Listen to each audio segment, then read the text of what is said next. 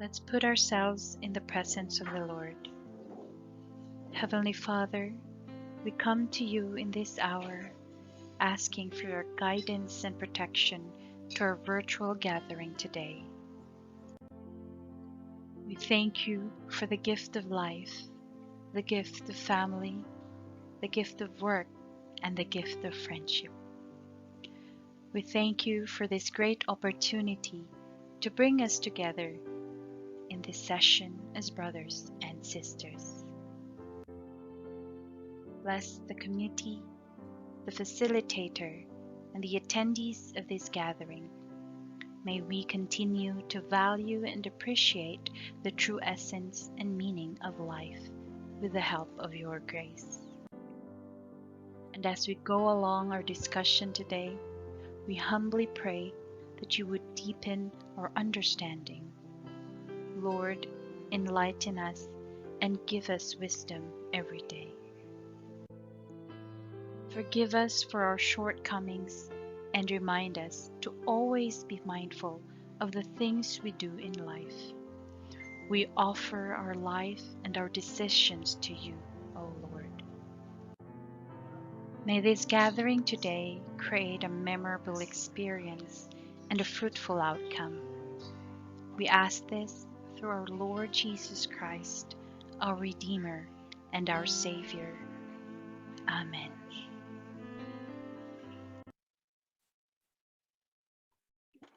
Good afternoon, everyone, and welcome back to our crash course on the digital tools for research. Yesterday, we started our crash course, and I hope you learned something from our discussion, particularly on the tools for literature search and review. We still have 5 more topics, and we hope to finish the 2 topics for this afternoon, which is supposedly we're going to discuss the second topic yesterday, but due to the time limit or limitation, we were not able to discuss part 2. But we will continue our discussion this afternoon, and we will talk about the data collection tools and tools for analysis. Okay?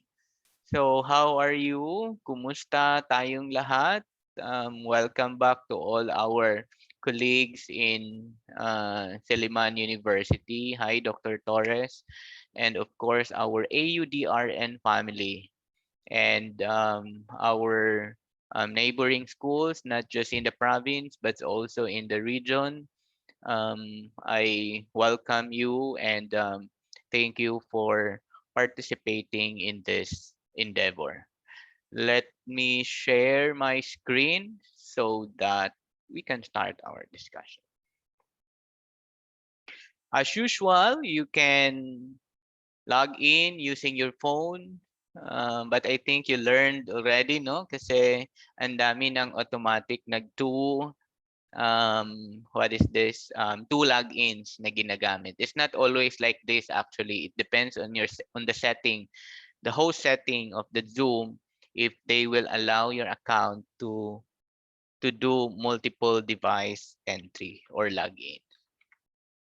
I'm sharing now my screen and here. Okay. So today is the second day of our crash course, and we will talk about creating online surveys and applying tools for data analysis. Yesterday, just to recap, we finished the first topic, tools for literature search review, particularly on the use of advanced search of Google, and introducing to you the different online databases, how to bookmark, and we ended the topic on the searching, particularly on the Mendeley. Then we proceeded discussing citation analysis as part of the reference tools, and we ended our discussion yesterday with the review process, particularly on the use of tracking changes and adding comments. For this afternoon, we hope to discuss and finish data collection tool, particularly in conducting online survey, and introduce to you on how to utilize mobile app syncing to an online survey. And half of this session of this afternoon session will be talking about manipulating charts and graphs and introducing to you some tricks to do a simple quantitative and qualitative analysis. And we hope to finish that. And tomorrow is gonna be a full pack of topics because I'll be introducing tools for proofreading and checking, as well as advanced tools for research writing. And the end of the topic of this crash course is some trends in publication. Just like yesterday, I told you that many of you are actually doing now. You can log in using your smartphone and your desktop and be ready with your materials because we will be using the same way like yesterday, the keywords and some of the drafts of our research paper, particularly in our MS Word file. For this afternoon, I hope in your desktop or in your laptop or any of your computer, you have installed your Microsoft Excel because we will be using that in the tools for analysis topic. Again, Microsoft Excel is the most needed this afternoon. At least version of 10. I'm not sure if there is still Windows 7 among our participants today. And I think our technical support here are here and reminding us to please change your screen name. At least also that is actually one of the um, meeting etiquettes in an online meeting. No, we have to change our, let's make it a habit to change our screen name rather than iPhone or most of the time, especially if we are using also our iPhone. Maybe that's one of the upskilling also. Now that you know how to log in using your iPhone, maybe it's time also to to discover how to change the screen name via your iPhone.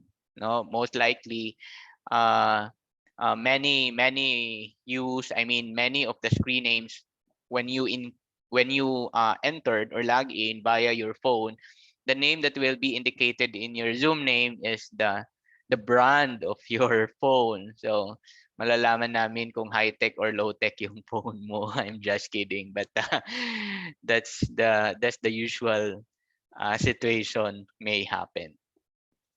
And if you have further questions, also we have our technical support here.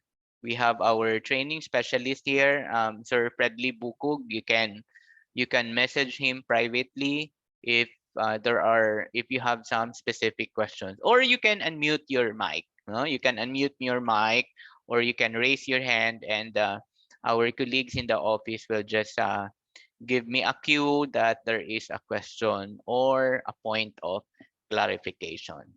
Okay, so that was yesterday, and this afternoon we will start creating online surveys. Give me a thumbs up. Who among you here have not tried creating from the scratch, creating from the scratch an online survey using Google Form? Who among in the participants, let's do the other way. No, let's do the other way. Who among the participants created an online survey from the scratch using Google Form?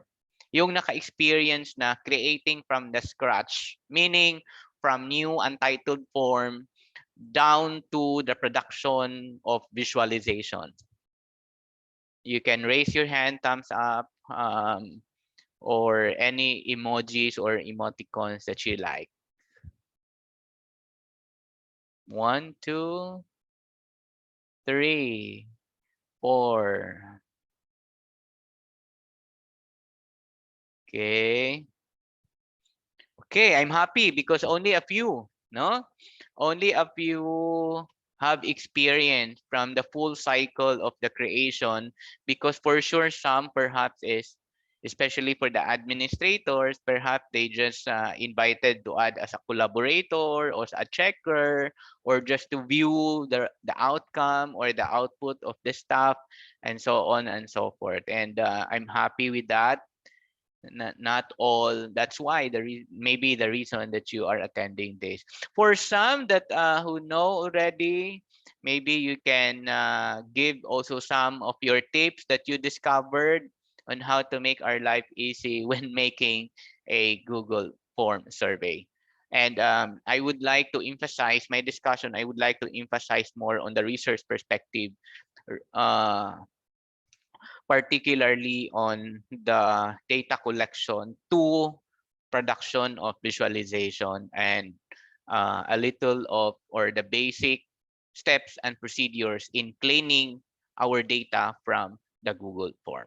Okay, now there are actually many, no? There are many free tools, but the most popular online survey tool is the Google form. There are many. You can, maybe you are familiar with Quick Survey, Alt, Quatrix, and many more. There are really free, no?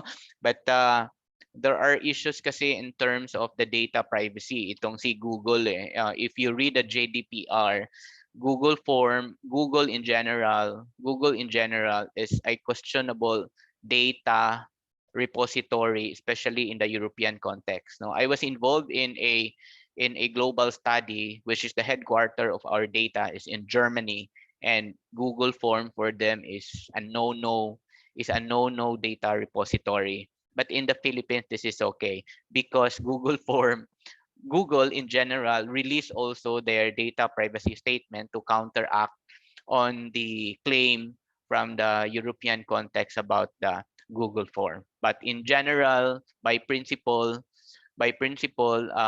Google as a data repository is safe and secure per our Republic Act on Data Privacy Protection.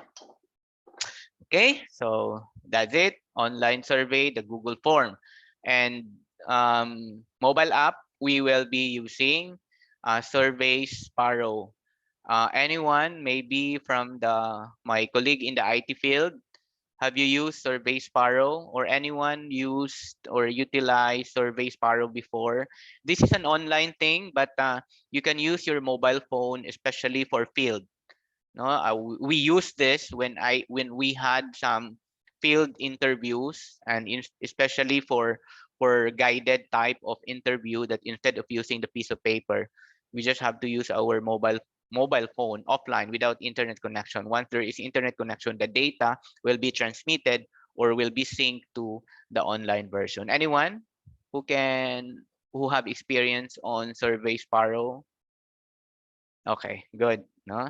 Happy din ako pag wala, para the same level yung ano natin, mode of delivery. Okay, so thank you for that. So as I've mentioned, there are many. We have Google Forms, SurveyMonkey, Quick Survey, and you can even use Poll Everywhere. In the US, medyo gamit si Poll Everywhere, but most of the time this is being used in the academic setting. Poll Everywhere, um, and I learned this also in Boston College, because they have an account for Poll Everywhere, and then I utilize this also most of the time in my classes. Okay, then for Google Form, this is our outline. I'll go, the half of these are the basic: adding questions, title, image, video, adding section, go to section based answer. Like if you are male, or if you have conditions in your questions, we can actually do that in Google Form. No, sometimes I get irritated when I receive a survey, and then if you are this, and then you answer that, and then may mga questions pa na hindi relevant to me because there was no condition set in the Google form, no? Which is, alam kong hindi nagtatyaga yung gumawa ng Google form for that. And then email collection, which is part of the data privacy thing, no? How to set privacy in our in our data, email collection, required sign in, and respondent viewing. And for aesthetic also, it's very nice to have some confirmation, mga progress, and then how to send a link using shortening the URL at the same time a QR code. Do we know QR code? For some, QR code is yung parang barcode na square, no? Instead of the barcode, it's already in QR code. What's the meaning of the QR in the QR code? Dr. Telma, andiyan ka ba? QR. Yes, sir, Fred, nandito. Fred, ano gani meaning ng QR ng QR code? QR. Sometimes there are terms that we always assume that we totally understand. We totally understand the mechanics of the QR code, but I forgot that. Anyway, Dr. Telma, I give you assignment. Please chat the meaning of the abbreviated code QR.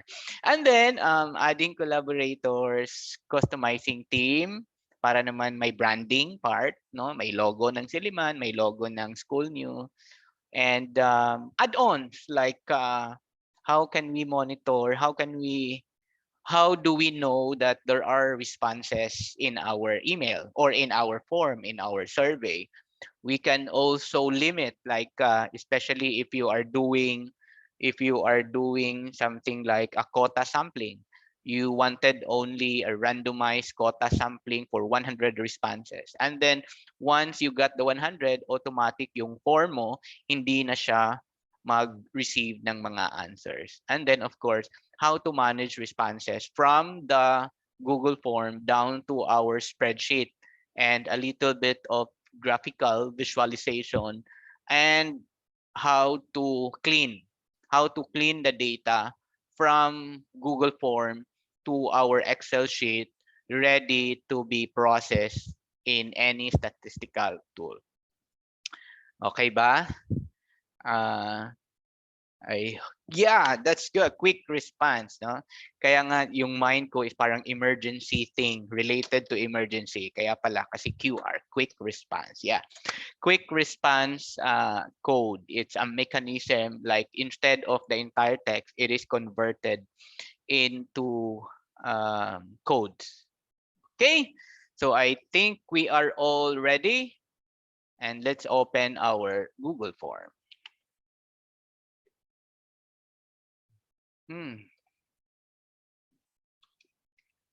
So I assume also everyone that all of us have our own Google account.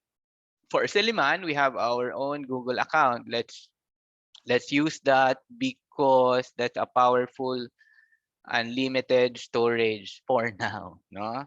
I just learned that Google Education will also collect, no? The next year is not anymore free. So while it is free, let's enjoy the unlimited storage with that. Let me share my screen. Back again. Okay.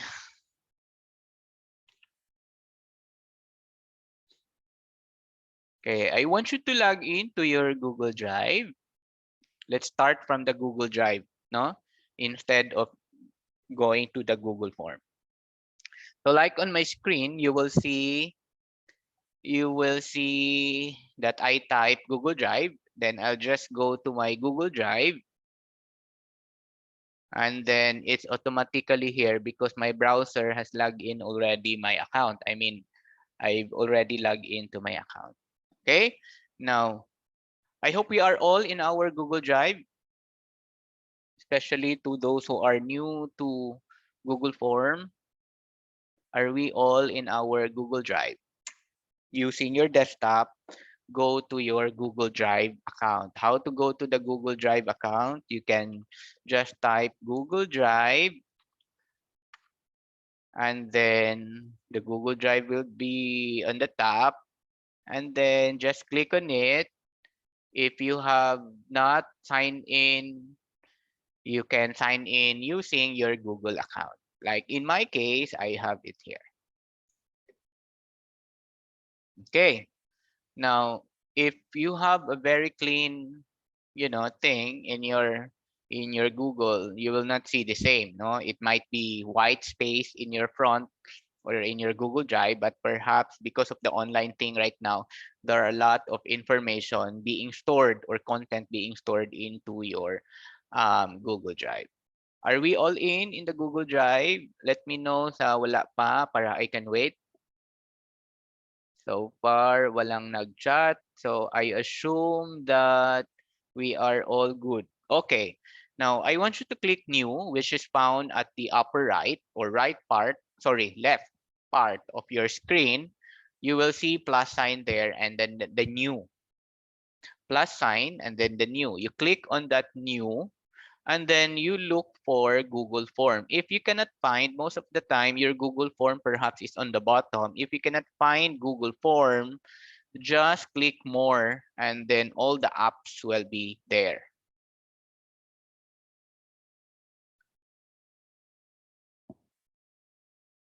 Okay, so then you can click new. If you are, when you start from your email, so say for example, you are in your email just like this. I am in my email. You can just click here and then go to your Google form if the Google form is here. Not yet added, I think. So all you have to do here, my Google form is here. Depende kasi pag na-customize na yung email natin, viewer, especially on the Google app.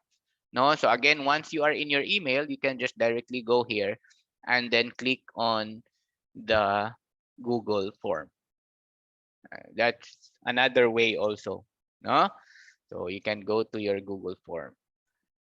Okay, so if you are in your Google Drive, sign in here, I told you to click new and then look for Google form. So most of the time, it will look like this.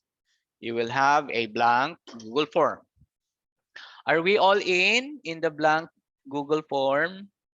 Okay, so yes. Okay, thank you, Ma'am Bell. Nice, no? Para makabalo na. Sige. And then, once we are all here, just notice that we have questions and responses. Make sure ito kasi yung two major parts ng Google Form. Kung ano yung naka-underline na part, that means that is the active view or the active environment. No? So make sure that the questions are underlined and that means you are in the active editable view of your Google form. Okay? Then what else? Another part are this one. You will see untitled. This is actually the name of our Google form here. You will see that on the upper left. No? And then you can also see this group of toolbars where the plus sign is the add question. Then we can also import question and then we can add title and description. We can add an image and we can add a video. Itong the four buttons here, these are the basic, no? These are the basic, meaning all you have to do is to just click and then add. While the last one, this is where we can categorize. This is adding a section. So let's work for that first. So the first thing that we should do is to title our survey form. Let us title our survey form. I mean, let's declare a title of our survey form. Any title will do. If you like a very unique, the quick brown fox jumps over the lazy dog form, that's fine. But if you will say 1, 2, and 3, crash course survey activity. That is the title. Okay, that is my title. When you click here, notice that after typing and when I click my mouse here on the title, it's automatically transferred or changed. Okay, then you can have your form description. The form description is most of the time, this is the cover page. In the research perspective, yung pinakauna talaga is yung description ng ng survey questionnaire natin. So for example, you will say, dear student, okay, you are invited to answer this survey. This study is about practice of Google Form. Example, yours truly, Dave Marshall, researcher. Usually we do like this, no? Okay, we do like that. Okay, from there, we can start our, let's start first with our question. Our suggestion, my suggestion when we do a survey in our research, don't open immediately Google form and then write your questions. Have it first, finalized in a piece of paper. Just like, when we are going to propose, we have ang kalimitan kasi sa iba, when they created their Google form, doon pa mag-iisip, no? Doon pa mag-iisip at doon and doon magkaroon ng mali-mali because the basics of creating the survey hindi naman dapat gagawin diyan in the Google form. It should be a way. The Google form is only a tool in the data collection. Okay? So assuming I have a piece of paper now of my survey and I have this one, my first question is the, let's say for example, normally in our questionnaire is categorized, right? Part 1, which is the demographic profile. Part 2, which is the, let's say my study is about integration of IT in research, the level of skills, no? Let's make this clear. This study measures the level of skills in relation to IT integration in the classroom. Okay, something like that. So the first question, the first part are the demographics. So perhaps in the demographics, you will say, let's try to use all of this, no? Of course, you have the name, no?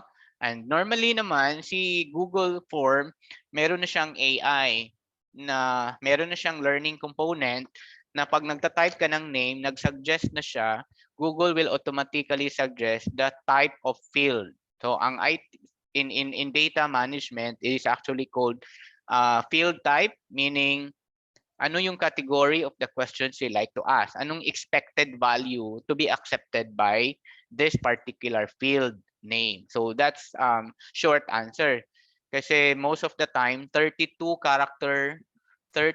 spaces or text usually when we set the name. No? Pwera na lang on yung mga na-viral na name is the Department of Science in Technology. Kawawa yung baby, sobrang haba. But most of the time, according to standard, ideal, 32 characters yung name. And that is actually under short answer. So that's name, no? And then, after writing, you have to decide whether that is required or not, no? Di ba we notice when we filled out a survey, I assume all of us filled out a survey form, no?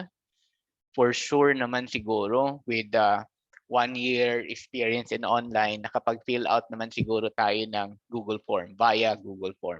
Or any, not necessarily Google Form, but an online survey. Pag may asterisk, that means it's required. No? So you can actually just slide it to the right. That means you are requiring the respondent to give feedback or fill it out. Okay? Most of the time, in my case, part of the data privacy measure, you don't require the name. Okay. Next, let's try another one. Let's say, for example, age. No?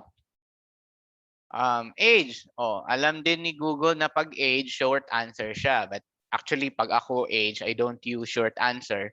I normally do this as a multiple choice and I have age brackets, no? Para easy for the analysis later on. Actually, it depends on your research objective. But let's just try age. Okay. Let's try age and then short answer pa rin. But this time we will require. Okay? This time we will require. Okay, another example. Let's try to add something like, because I wanted to explore all of this. So address. Okay, let's type address. So take a look.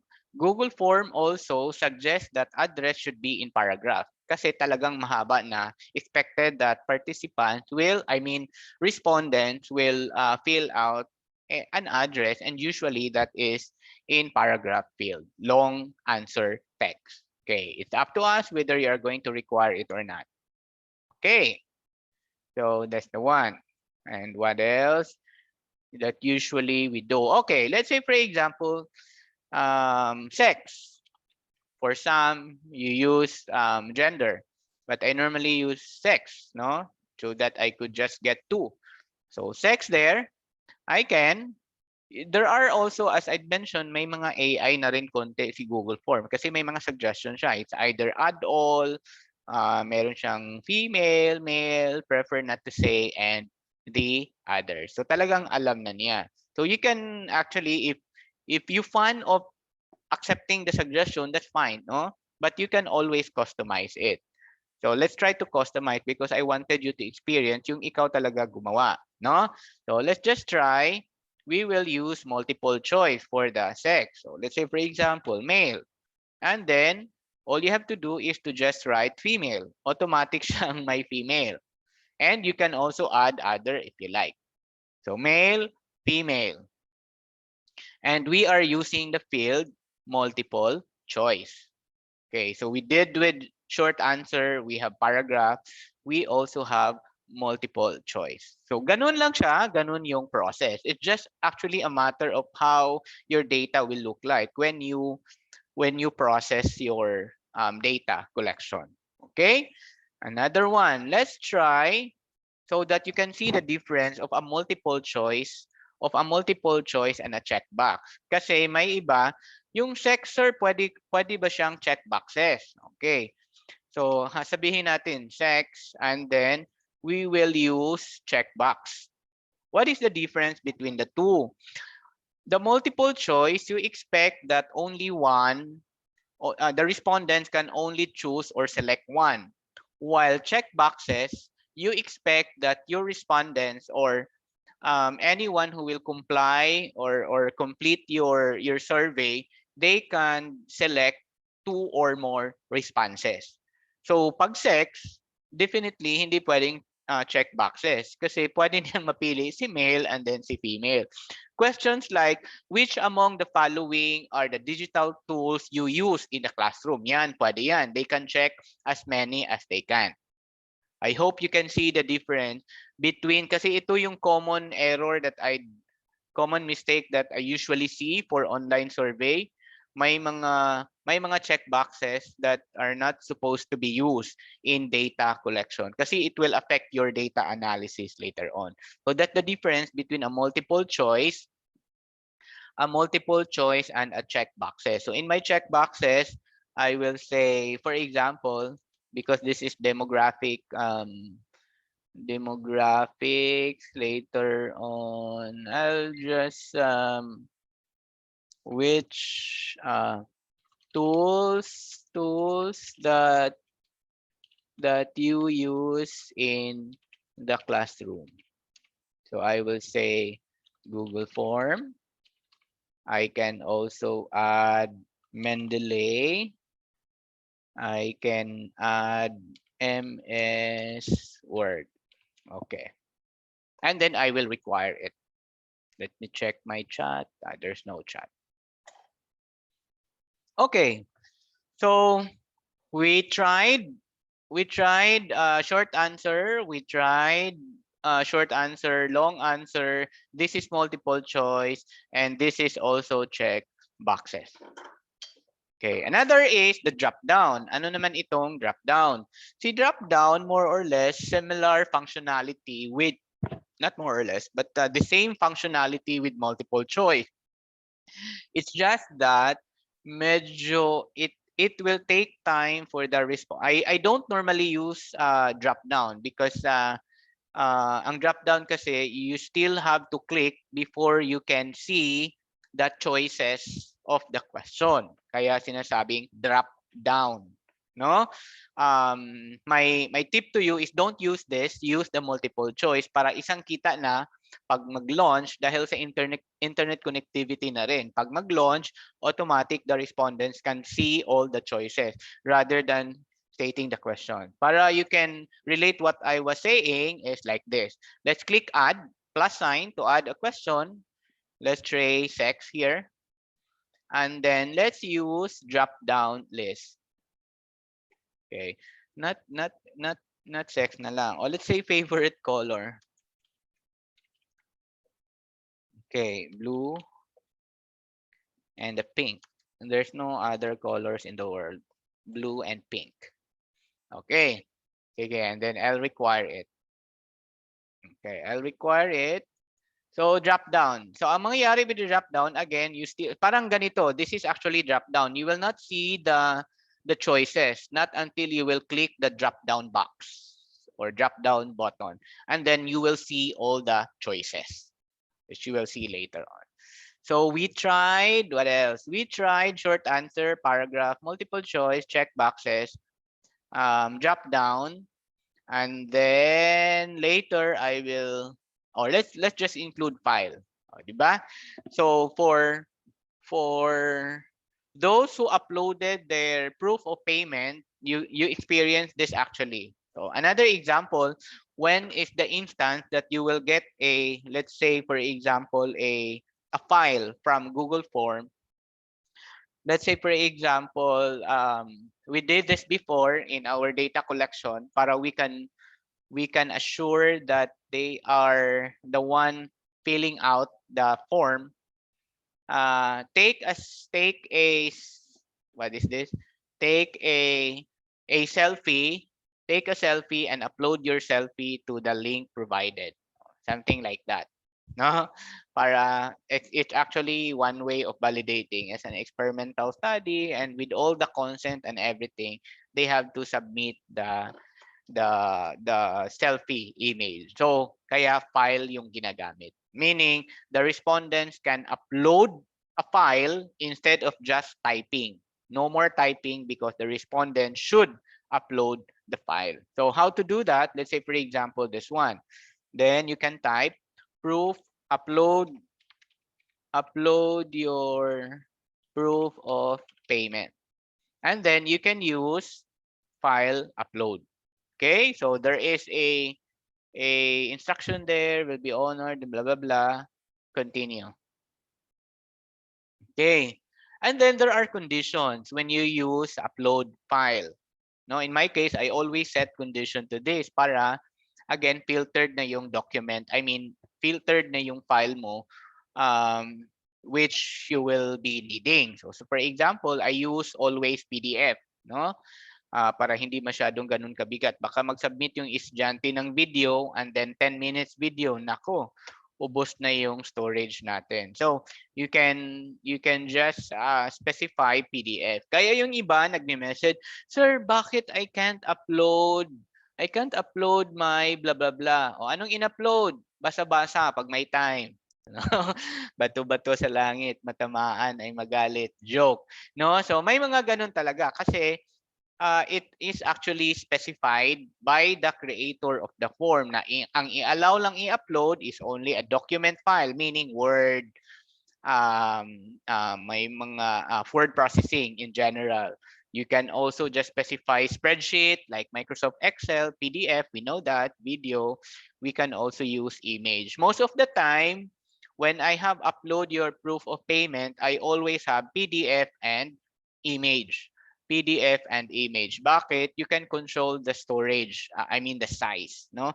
Minsan kasi sa sobrang laki din ng image, yung ginagawa ng estudyante, ilalagay doon sa Microsoft document para they can squeeze all in just one document. So you can use a PDF and then the image.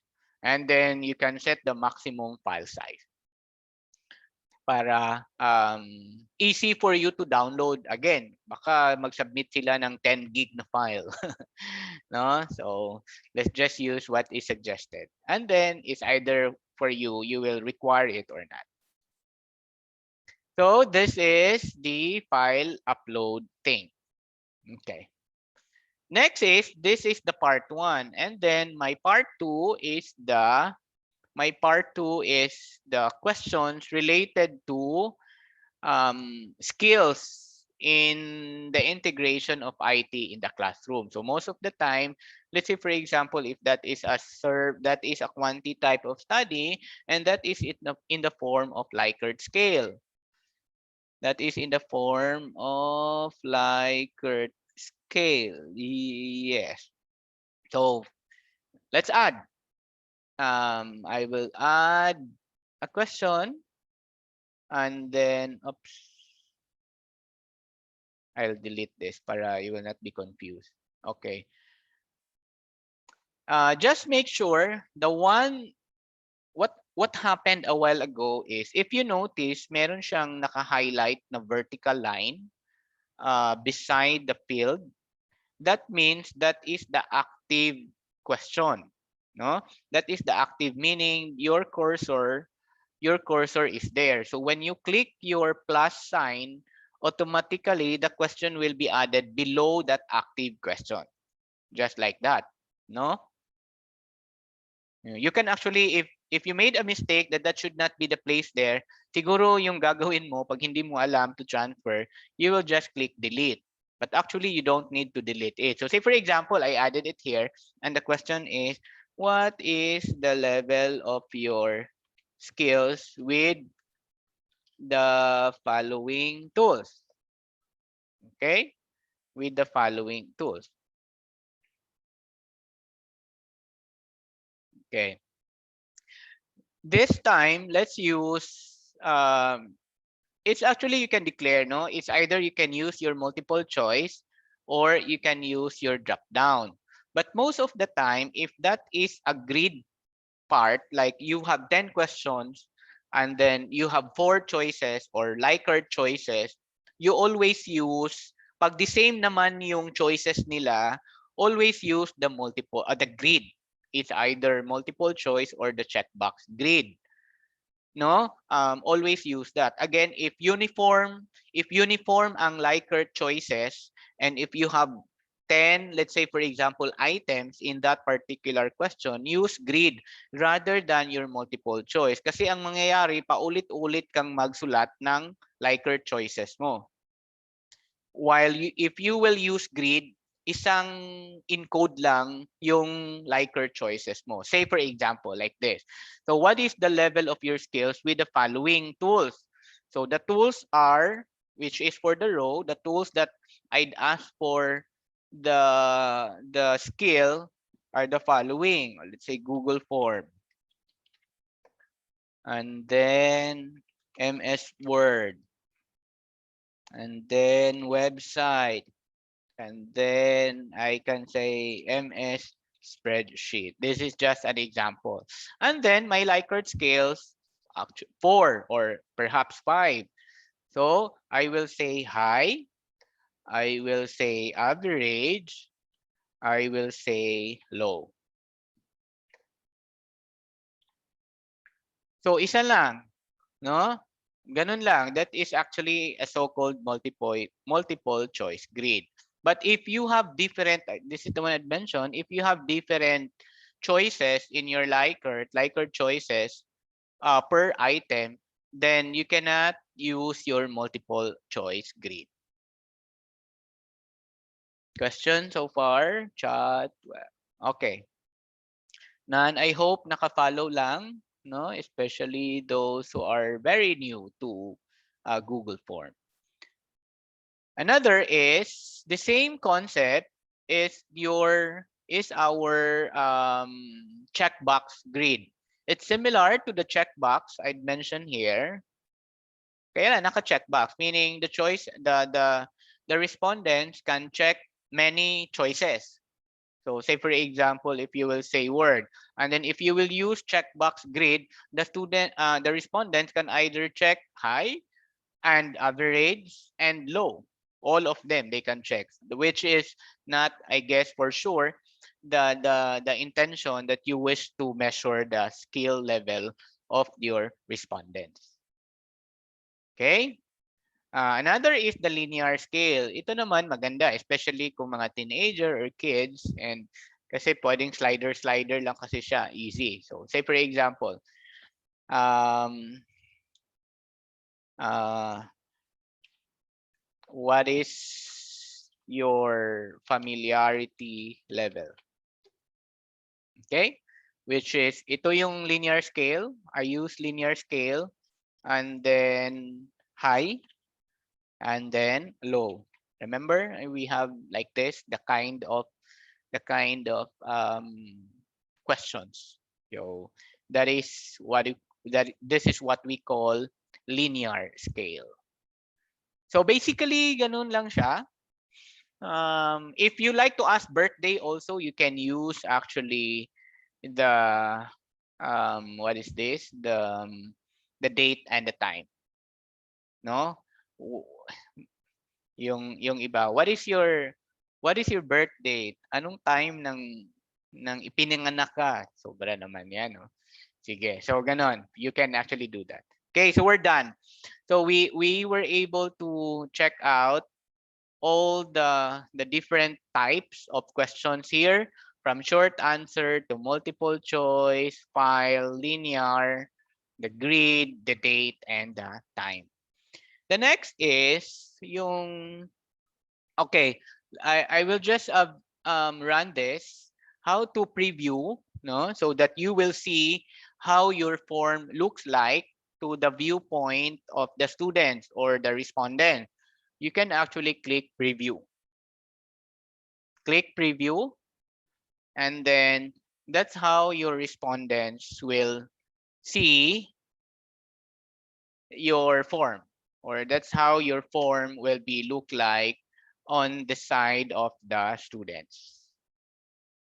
Okay, so you have your front page here, cover page, you have the name, this is the multiple choice grid, this is the linear, this is age, and then we have the address, and then this is the one I'd mentioned to you, and then this is what is this, grid, I'm sorry, checkbox, no?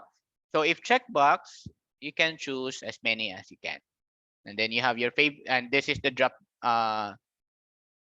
down button that we use, and then this is the upload file. Okay, so I will close this and I will go back to you, because you cannot edit it here, no, being the creator of your form. I will close this, and then it should be back to the editor of your survey form.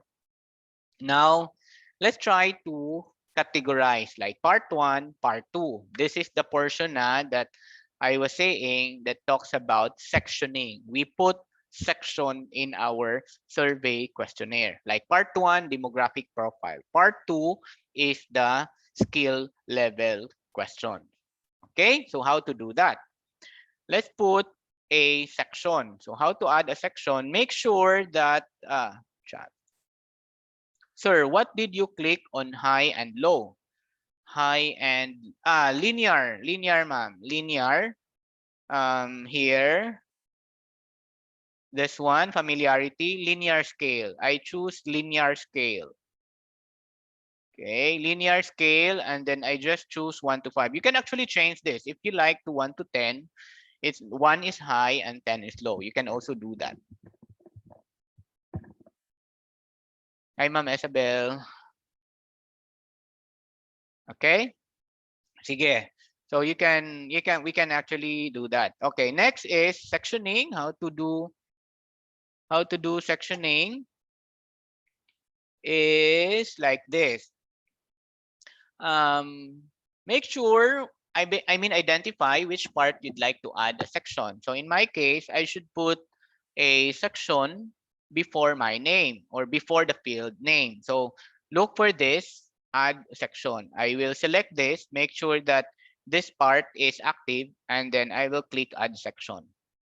Then you will have na your untitled section. So part 1, you will say demographic profile.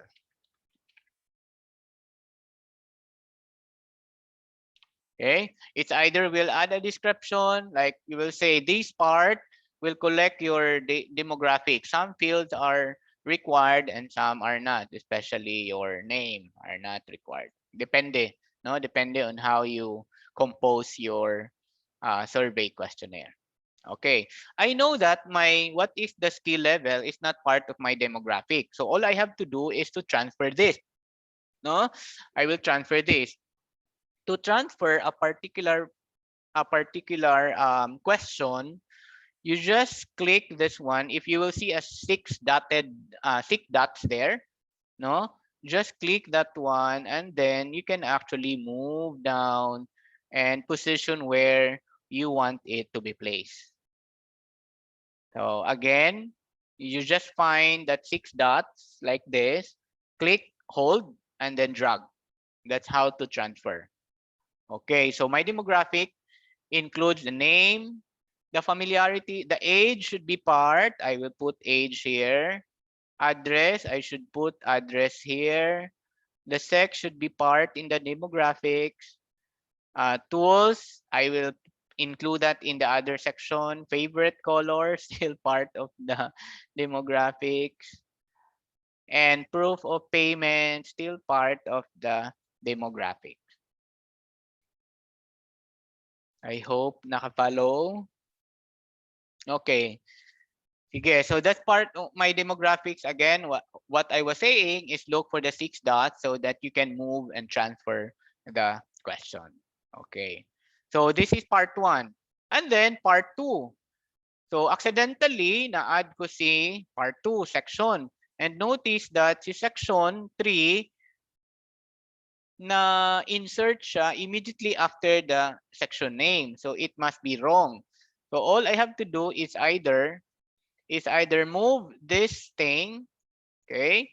Move all of this up, up, and then age should be part after name, and so with the address, and then favorite sex also should be part para ma-practice natin how to transfer. And then color should be part, and then proof of payment should be part. Okay? While my newly added section, I will title it as part 2, skill level. And then you can just have your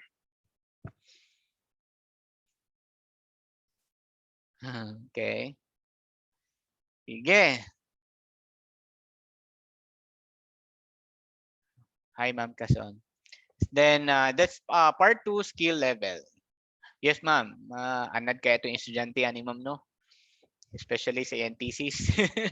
Okay, that's the skill level. And then I have 2 parts already. I have part 1 and I have part 2. Okay, so that is sectioning. This is the power of sectioning here. You can find it this one. Okay, so I introduced the sectioning part. Question so far? None. Next is, let's try to complicate a little para to make it more what is this, we can make our data more relevant, no, when we collect, and structured, in other words. Okay, so for example, para yung age, so that we cannot accept any value in a certain duration, in a certain range of age, no, in a certain number. And then also para si respondents will not get a mistake in putting a text, okay? Or will not do any typographical error in typing or inputting. So say for example for age, it is now considered as condition. There should be a condition set like I will only accept age 10 years old or 10 as a number, and let's say 60 because that is what I want in my data. So how to do that? You can do condition. Look for here, and then you look for response validation. Again, go to your age, make sure there is, I'm not sure if blue highlighted na in at your end, but there should be a vertical line. Age, and then look for first question.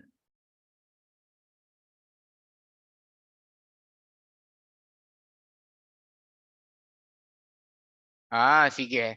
Sir Jules, later. That's part of my data cleaning topic.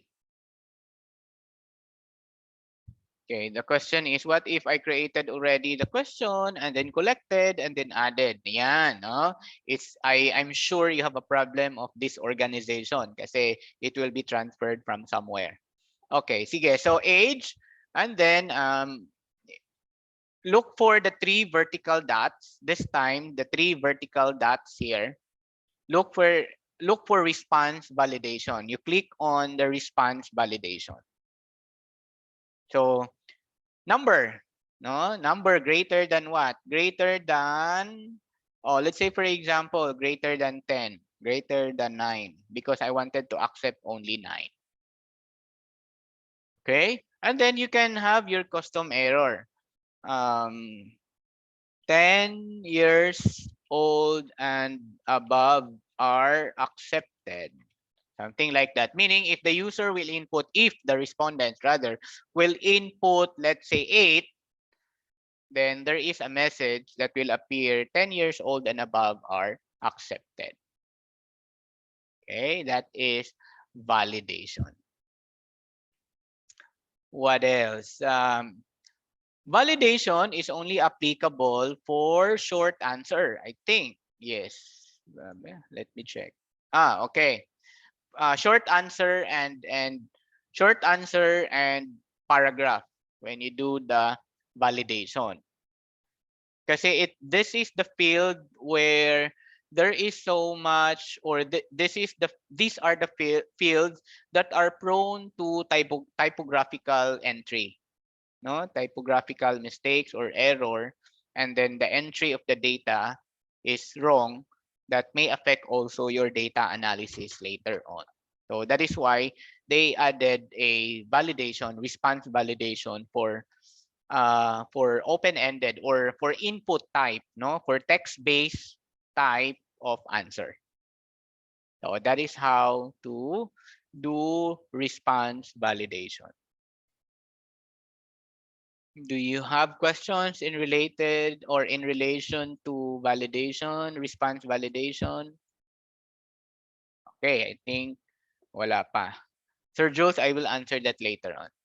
Then aside from data validation, what if I have a question that is very specific only to female respondents?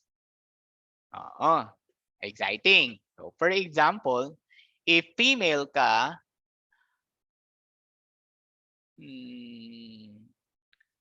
if female, no, I'll do away with that.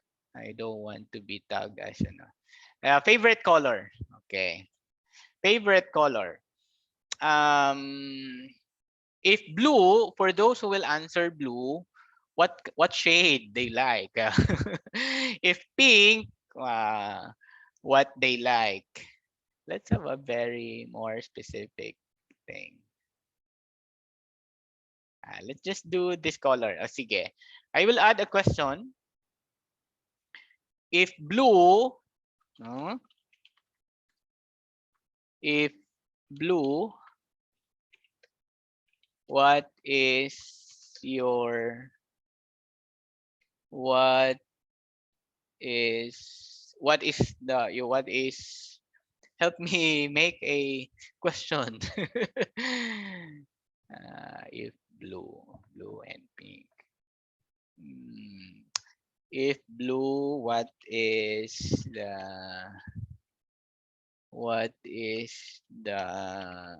name of your toy? Ay, if blue, mm,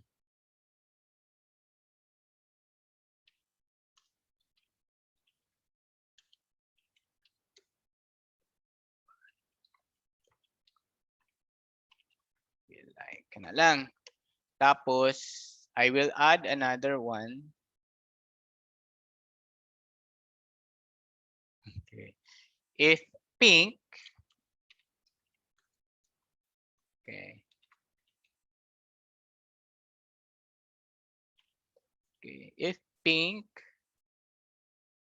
what colors you hate? Sample lang ha, sample lang, sample. Okay. So how to do this? So when we view this one, if you will try to view this, oh, I have the next na. Have you noticed a while ago, walang section, automatic, you can see all of the questions immediately because we did not put that into section. That is the beauty if we have sections, because we added, if you notice here, we already have the section. The section that will also prompt Google form what is to be visible or viewable next. No, just like this one, after the front or the cover page, there is a section part, and that is the view. And then when you click next, your demographic profile will be here. So for example, I will put 5 here and then go to address. This is the one that we entered a while ago. 10 years old and above are accepted. Okay, so I will put 10. That's okay. And then address, blah, blah, blah. Okay, now take a look at this. If I will add my color, I will add or choose blue. The question for blue is here. And the question of pink is also here. It's very illogical because you answered already blue. If blue and then if pink. No? In the paper base, ganun talaga mangyayari because you cannot automate that. But in the online collection or online data collection, the form, I mean the tool, can really help you structure your questionnaire para ma-minimize natin yung wrong data entry. Okay? So how to do with that? That is a so-called go-to section-based type of question, meaning we are going to add some conditions again, which is the go-to part. Okay, I will close this one and then leave. I will go back to my questionnaire. So for example, here, this is our uh, um, the source question or the main condition, the condition. If I will choose blue, the question should be what other colors you like. If I will choose pink, the question is what colors you hate. What you're going to do with this is you have to separate your choices, no?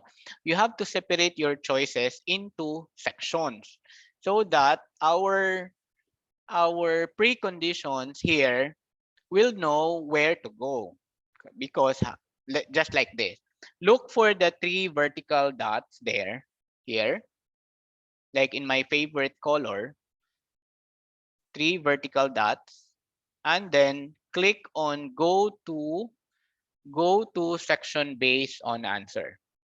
I'm clicking it now, and then you will see continue to next section or continue to next section. So obviously, if you will say continue to next section, the 3 sections are there, and there are only 3 sections. And if you notice, both questions, the blue and the pink, are situated inside demographic profile. This is actually section 2. You will see the number here, section 2 of 3.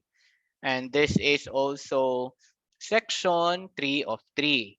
So what it meaning what we'll do is we have to transfer these choices into a section. So how to do with that is we will add a section here, and never mind, we don't need to put a title in our section because there is only one for that, and another section also for my pink, no?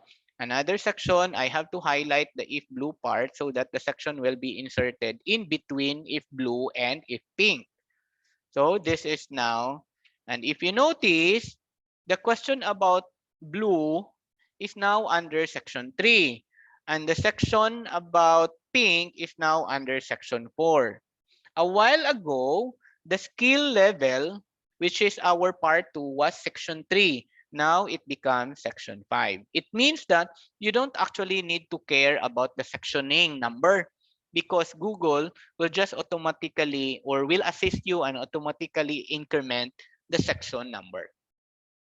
Okay? So, what we will do is we can point na the question. So say for example, if the user will choose blue, and the blue is under section 3. So we can say go to section 3. And pink, go to section 4. Diba? So every time when all will go to here, if blue, they will continue to section 3. So this gonna be wrong. Because if I will answer, I will view this one. I will click view, preview here, and the next, my name, my age, 34.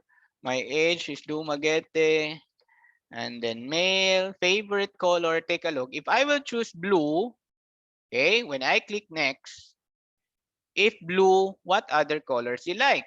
So black. When I click next, if pink, what colors you hate? How come? No, that we added already a condition.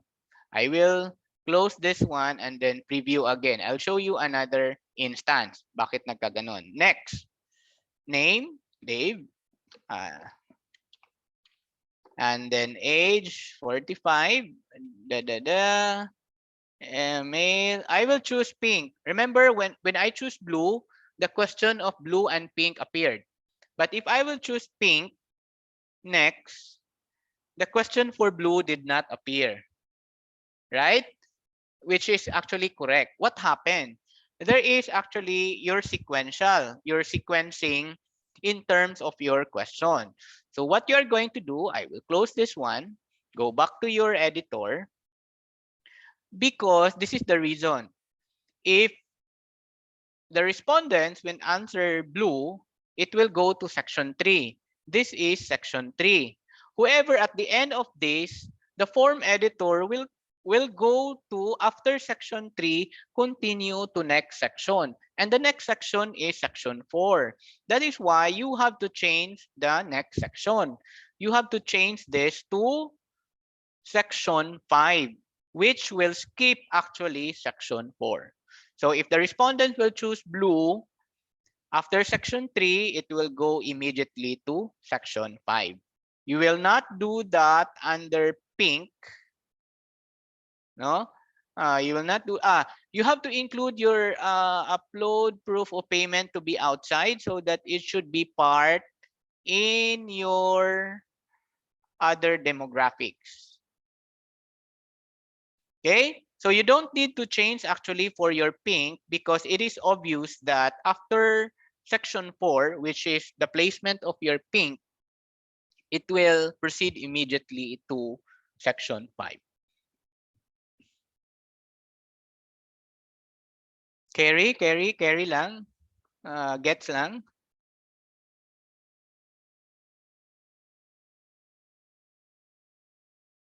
I hope you're able to get it. the sectioning and the go-to? Do I have to repeat?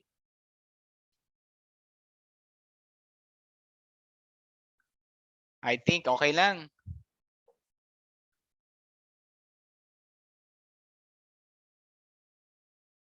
Okay lang? I hope you got the sectioning part. Okay, good.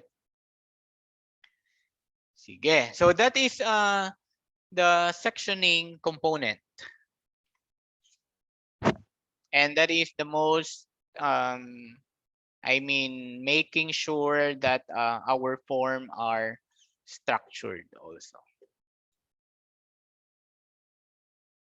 I'm looking at go to section based answer. Okay. After this, we'll talk about,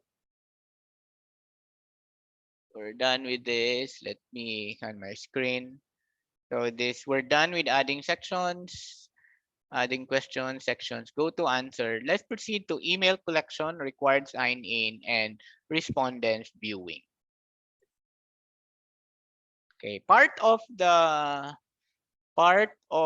validation, no, validating if you got the correct or the right respondents is the email collection and signing in and reviewing viewing section of the respondent. So how to do with that? You can go to the gear, look for the gear settings. Again, in your editor, look for the gear setting that is before or beside send button. That's the gear settings. And then you look for collect at the general tab. You can see collect emails. No? So what is the collect emails? If you will click on it, the respondent should log in first. Okay, the respondents will log in first. That's collect emails. The other one, if your Gmail is domained with attached to a domain in your university, like for Silliman, you can restrict that all respondents should have an su.edu.ph. No, but if your survey is a public kind of data collection, you can uncheck that and then you can use collect emails. And if you wanted the entry to be unique by one individual, you can also limit it to one response. Okay? Let us all be careful here. Kaning last two button. Okay? This can be a situation where our organization can be, for data privacy leak and others. No, you should not check see summary charts and text responses. Do not check that. The tendency, if you will check that, the respondents can see the responses of the others because it will summarize. No, so do not check this one. That is also to align on the data privacy and protection of our survey respondents. No? While the edit after submit, this is not also a good practice for research where you will allow your respondent to edit after submission. So do not check that also. So again, do not check. Unless otherwise, it is very useful for you, for the respondents to see the responses of the totality of the survey. Okay, so that is email collection, required sign in, and the respondents viewing. The next is on the confirmation. Most of the time also when we do survey, even in a paper base, diba, we usually have like a closing section. Like we thank you for participating, blah blah blah. If you have further information, email us at that blah blah blah. No, it is actually called confirmation. And it is nice also, part of aesthetic, it is also nice to edit, not just utilize, no, not just utilize the confirmation, the default confirmation message. And where to find it, you can look at or click presentation, no? Then you can edit. So your response, that is actually the default. So you can say, thank you very much. Thank you very much. If you have further questions, please email soul@su.edu.ph, and then Dave Researcher. No, para naman may kunting personalization. Kasi pag familiar si estudyante on the Google form, sasabihin ng estudyante, ay naku si ma'am, hindi man lang nag-change ng confirmation message. No, so make sure to have a personalization part in creating your survey also. So if you have further questions, something like that.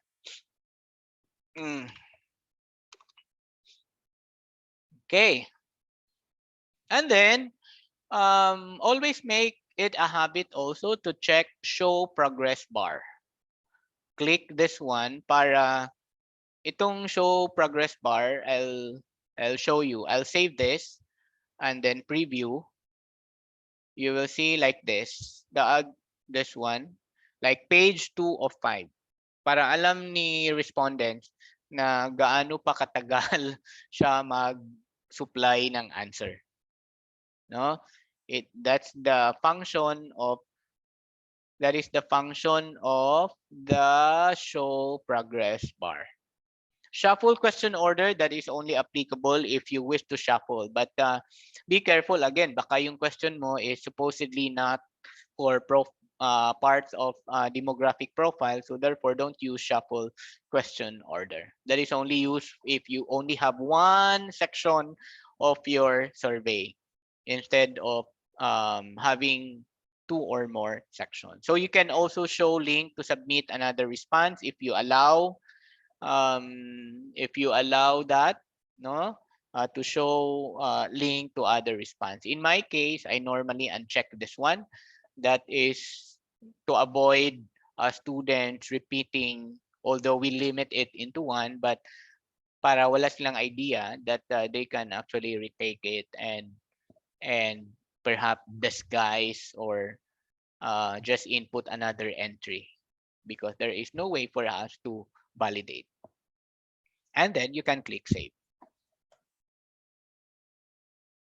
Okay, next to this is how to send this one to our respondents. No, the question is, yung ginagawa, I even receive a survey form. Ang ginagawa is select here, select here, and then copy, and then paste it on the email.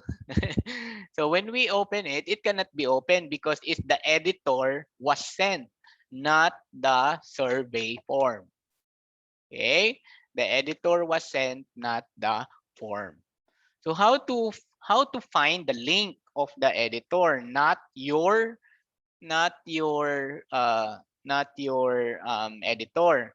How to find the form? So you just click send. There are many options, but ito na lang para hindi ma-confuse. You can click send and then just click on the link, and this is your link. Then you can copy that. No? And super haba yan. If you will copy that and paste it in Microsoft Word, if this is my Microsoft Word, that's the link, and that's very long. No, pag FB lang, or you can actually put that as a link inside the email's body. No? So you can shorten it. No? You can shorten, like it will become forms.gleriwui, but it's still difficult. What if you just wanted to text it, or you just wanted to, paki fill out my form, go to blah blah blah.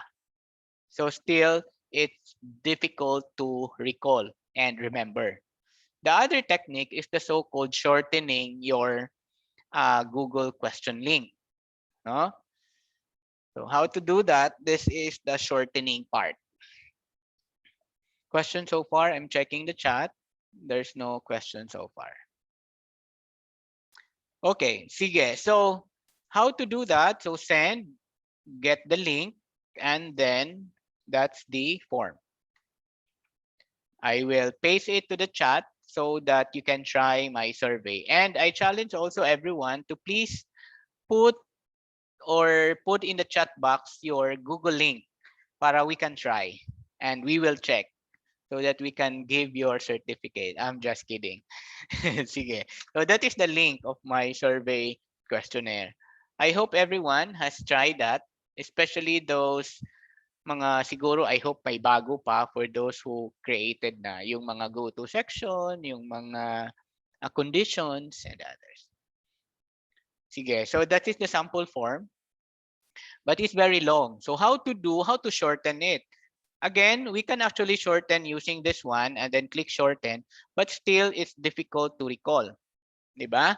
What we can do is use another tool, a shortening URL tool, meaning para shortened na yung URL and it's easy to recall para may branding na rin. Normally here in the office, we always use that para may branding, no? Para it's easy to recall.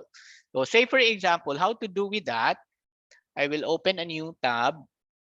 Go to, ang dami ha, but you can use ako, I'm fan of tinyurl.com.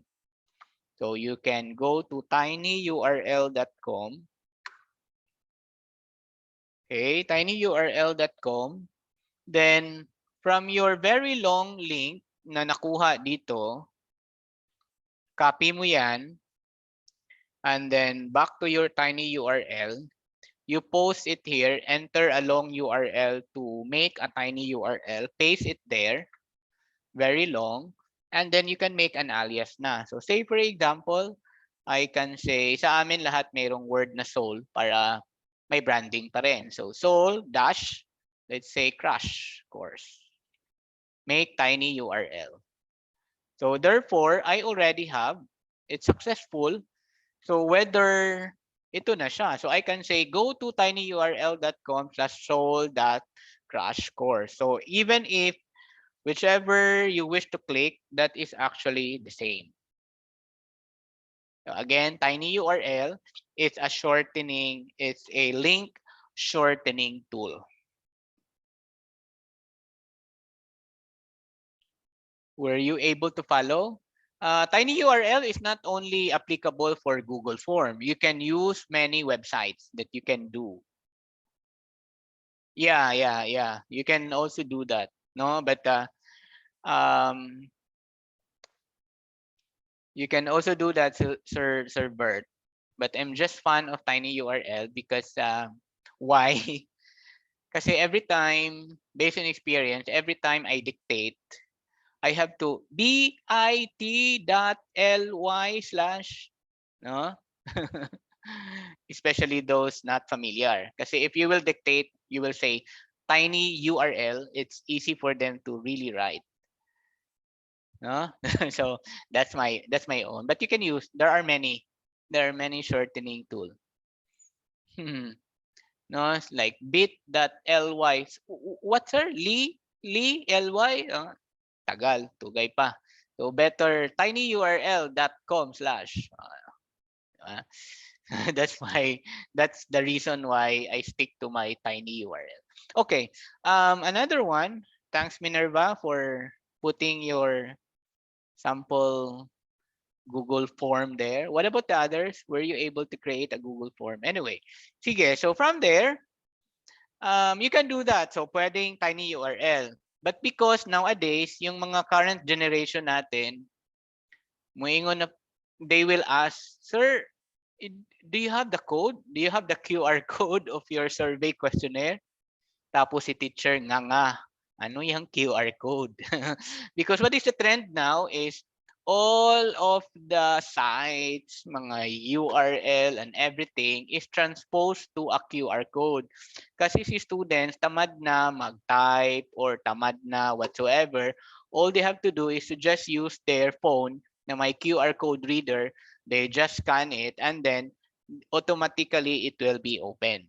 Kaya kailangan i-transpose muna natin si link to a QR code. No? So how to do a QR code? Okay, so another tool na naman ito, I will open another tab and then type QR code generator. Okay, QR code generator. Ako kasi kahit ano lang, basta libre. Oh, you can use this. Oh, I think this one. I will put this in the chat and then you can copy this, sorry. Put this in the chat box here. You can use that one. You click on it and then you will be brought to here. Okay, it's a QR code generator. So this is an example of QR code, quick response code. So ang gagawin ko is I will copy the long link here, copy the long link of my survey, and then back to my QR code generator, I will click URL and then enter my URL there. It's actually this one is the QR code of my survey form. I hope you got it. The QR code that is being produced or generated is actually a QR code of my Google form. So if the students will ask, paano, or they have a QR code, all you have to do is to just give that QR code and then the students will be the one to, I will try that to my phone. You can try this actually. If you have a QR code reader in your phone. Who among you here may QR code reader ang phone?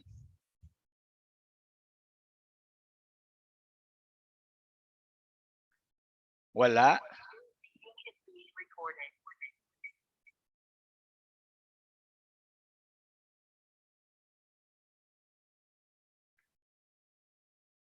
Walang teacher na may QR code, Sir Bert. Yes, Sir Bert.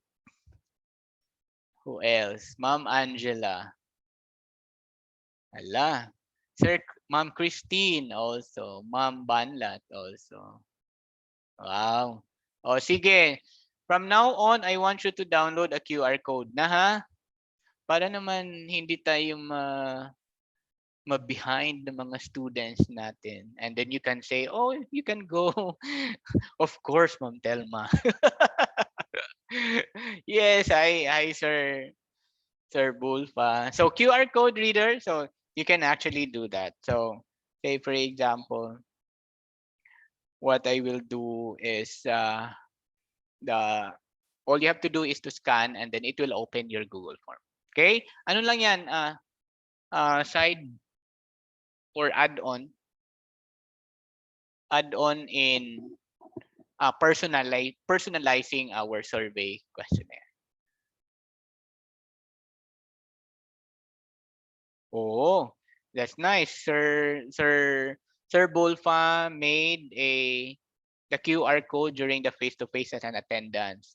Yes, you can actually do that. There was a viral teacher, no, na he utilized QR code in checking the attendance in the elementary, I guess, somewhere in a remote place.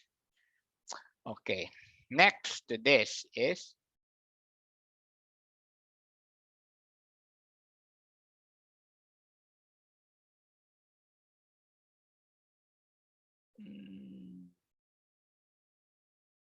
sound silent mode. Okay. Are we good for the survey? I saw 3 responses here. Okay, next to this, could you please respond because we will process this data that will lead me to my next topic, which is on the data processing, collaboration, and others. Okay. So if you will see, like on my screen, you will see responses and then numbers. The number there indicate how many responded your survey. No, how many responded your survey. All you have to do is you wish to look at the responses, you can just click on the responses, and if you will see the individual, and then rather you can see the summary, and then you can see the individual thing. And this is what I meant that in Google Form is good because there is an automated or a real-time visualization of the data. All you have to do is to just snip it just like this, new, and then you snip it, and then you can paste it to your Microsoft Word as part of your result. That's the one, visualization of data. Okay. But if you do statistics and if you wish to clean all those data, you cannot actually do it here. Okay. May I ask my colleague at the Seoul office to please input mga dummy entries to the form so that we'll have a practice later on. Please input as many as you can. Dummy entry. Sige. So from here, you can see no real time and then so on and so forth. What you can do is before going to the processing, let's have adding collaborators, customizing some add-ons like notifications before going to the responses. Okay. Now I want the owner actually of this. The owner of this is, let me leave my other phone because um the owner of this form is ako lang, but I wanted my colleague also to be a collaborator, meaning when they are a collaborator, they can also edit the questions here. Sir Fredly, are you still there? I will add you as collaborator, Sir Fredly, and please add at least one question perhaps. Okay, so how to add a collaborator, meaning the one that you added here, just like in any Google Drive, every time you add, they can modify, they can edit, no? So how to add a collaborator? Sorry. Find the three vertical dots, and then you can click add collaborators. Again, find here that's below or beside your name. It's actually more, and then look for add collaborators. And then the adding collaborator na, I will add Fred. Which account are you using? This one. Yes, sir. Okay, that's good. So it's either you will notify or not, no? So I will notify, meaning you will just say, "Hi, Fred. Please add questions under part one, demographic." This is what we normally do when we do collaboration with the other researchers in other parts of the in other university, no? So please add questions under part one, and then you can send that one. So when Sir Fredly, you can check on the chat box, Sir Fredly, the link, and then for sure Sir Fredly na in the questions can get in, and then he can add, no? Maybe you can add after age, Fred, para they can they can visualize how it looks like when there is a collaborator. So from there, Fredly can add. So anyone that you added, you have to be very careful also kasi real time, si Google Form is always real time. So when you edit, let's say for example, this one, I will delete, it's saved automatically. Have you noticed that? Saving is here. Let's say for example, na-delete mo, saving, automatic saving. So when someone edited it or deleted it, eh, wala, yun na talaga. No, we experience many times. That is why you have to be selective of who are to be a collaborator. Kasi kung especially kung tayo yung pinapagawa but meron tayong boss, don't add them as a collaborator kasi they don't usually input naman. They just give, oh ito, change this, ganito, ganyan, ganyan. Viewer lang sila para hindi talaga magkamali. No? That's a lessons learned. Instead of adding as a collaborator, just add them as they can collaborate but not as editor but a viewer. No, so how to do that with not as an editor in the collaborators, instead of editor here, you can just say sorry kasi editor na, add collaborator. I will add another one. Let's say for example, Steve, are you there? So Steve, Yes, sir. perhaps instead of not here, instead of collaborator, you can just add them not here as collaborator, but you can just give them the link. Okay.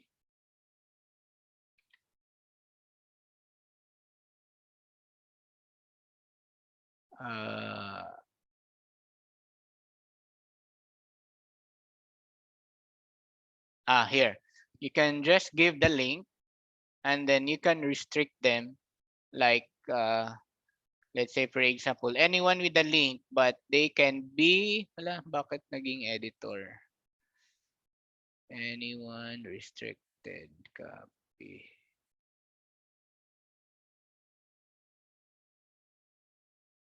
Bakit always editor?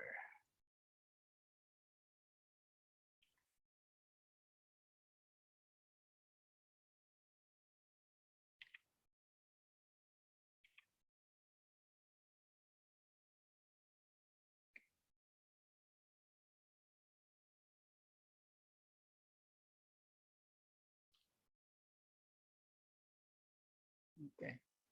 Editor. We'll check later. Okay, so from here, after adding collaborator as an editor, customizing the theme. So let's say, for example, you wanted to have a logo, no? Because if you notice, if you will preview this, walang ka-appeal. So if you like to add a logo, let's say, for example, for Silliman or logo for your class or whatsoever, part naman for personalization and customization. So you can go to this one and then you can click on customize theme. The customized theme is this part. You just click on this. This is customized theme. Click and then you can choose an image if you like.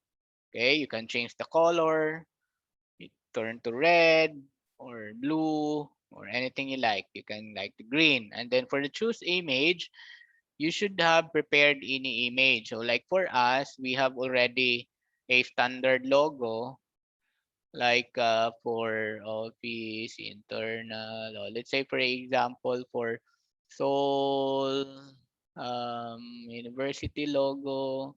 So you should have something like this, no, or virtual background, and then you can just put or you can choose any themes also there or photos that you like.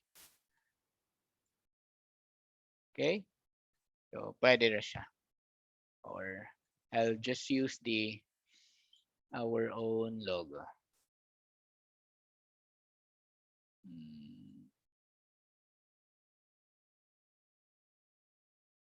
Say for example this one.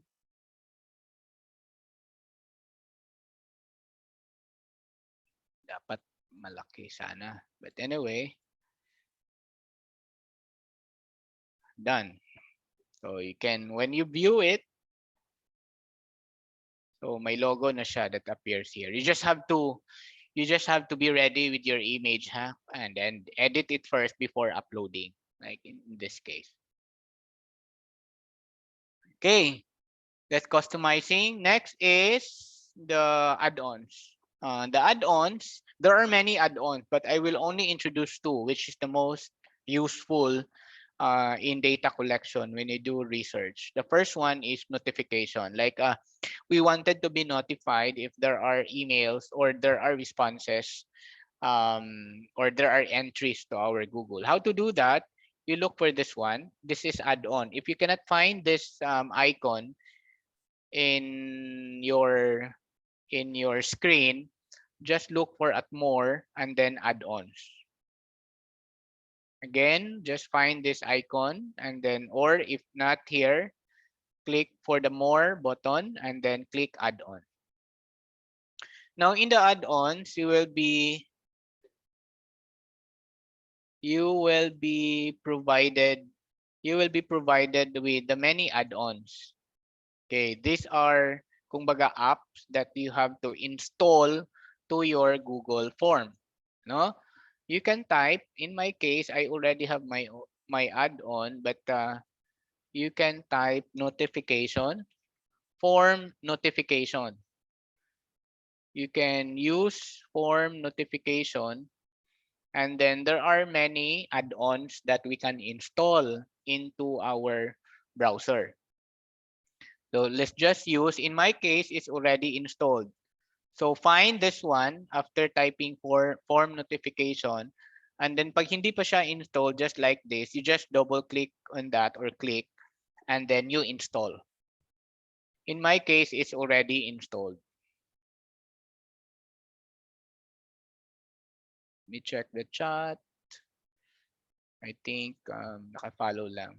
So I hope you install that. After installing, let me know if may naka-try to install. Leave a message in the chat if you were able to install.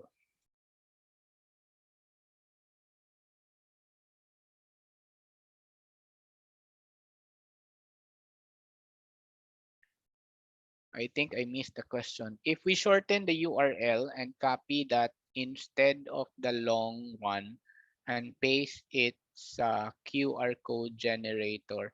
Yes, sir, you can try. So let's say, for example, if the shortened one, you copied it, it will not matter. It will not matter. It will still direct. But what happens is parang nag-bounce back and forth. It will go to the tiny and then open to the, so ganon. May konting delay in the opening. But technically, it will not matter to the viewpoint of the respondent. Yes, installed. Okay, sige. You can, after that, I will close it and then it should be in the list na. I have many in my account. I have doc appender, I have notification, I have publisher, I have form ranger, form limiter. I also have send certificate. But let's just try form notification first. Once you installed it, it should be visible under add-ons. That means that the add-on is already installed in your Google form or Google in general. So click on form notification. Minsan nag-error na naman. Let's double click. Oops. Form notification. Okay, no? If it will not work, always refresh. Add-on, click add-on and then form notification. Then the form notification dialog box will appear and then click open. So this is the form notification entry. So notify on form responses. So this is the one I'd mentioned. Notify who? So Dave Marshall. So pag may entry in this form, the form will automatically email to demarshall@su.edu.ph. If you want your boss or if you want your colleagues, your collaborators, you can just type also there like sol@su.edu.ph. Okay, now what is the action? Do you want every entry? Pag ganyan, every entry, puno talaga yung email mo. Though in my case, you can just like every 10, every 20, every 50, no? It depends on the movement of your data responses. So you can click send notifications after every 10 respondents, 20, and so on and so forth. You can also do a thank you thing, no? But it's gonna be redundant if you configure already your if you configure your what is this your response. But this one in the notification, what will happen is there will be an email to be sent to the respondents. I don't normally use this because if I set already my responses, remember katong confirmation email. So what is important only is notification on the form responses. I hope you got it. And next to notification is I want you to find form limiter add-on. This is form limiter. Again, how to do that? Go to more and then click add-ons. It should open the add-ons and then type form limiter. Search it and then look for this one. Like in my case, this is already installed. This should be form limiter. Kindly install it to your Google because Google Form because that is very, very helpful. Always make it a habit to have like this, no? Para ang dami ng mga spammers right now, and they just log in anytime and then input. At least there is a sort of validation of the entry of our data. So once it is installed, like in my case, I already installed it. I will close this one. I have add-ons already and I have form limiter. I will click on the form limiter, refresh again, and then form limiter. Then you will see the form limiter dialog box and click set limit.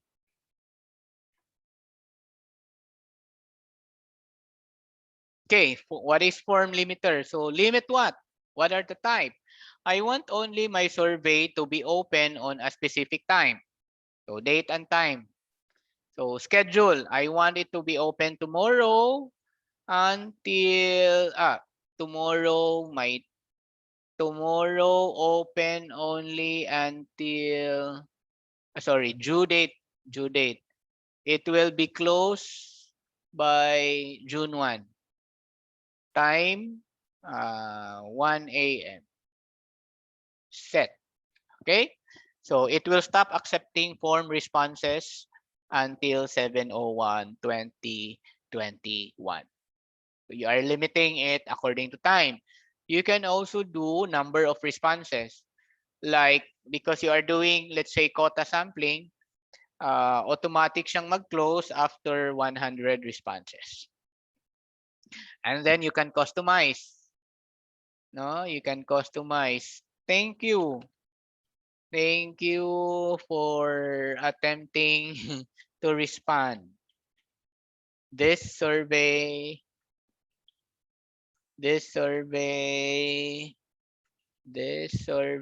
has just ended. Something like that. For more info and so on. Okay, and then save and enable. So date and time and the number of form responses. For spreadsheet cell value, hindi ko to ginagamit pa, but hindi din siya activated most of the time. May konting mga bugs pa itong form limiter. So what is important lang is date and time, and at the same time, number of form responses. You can save and enable.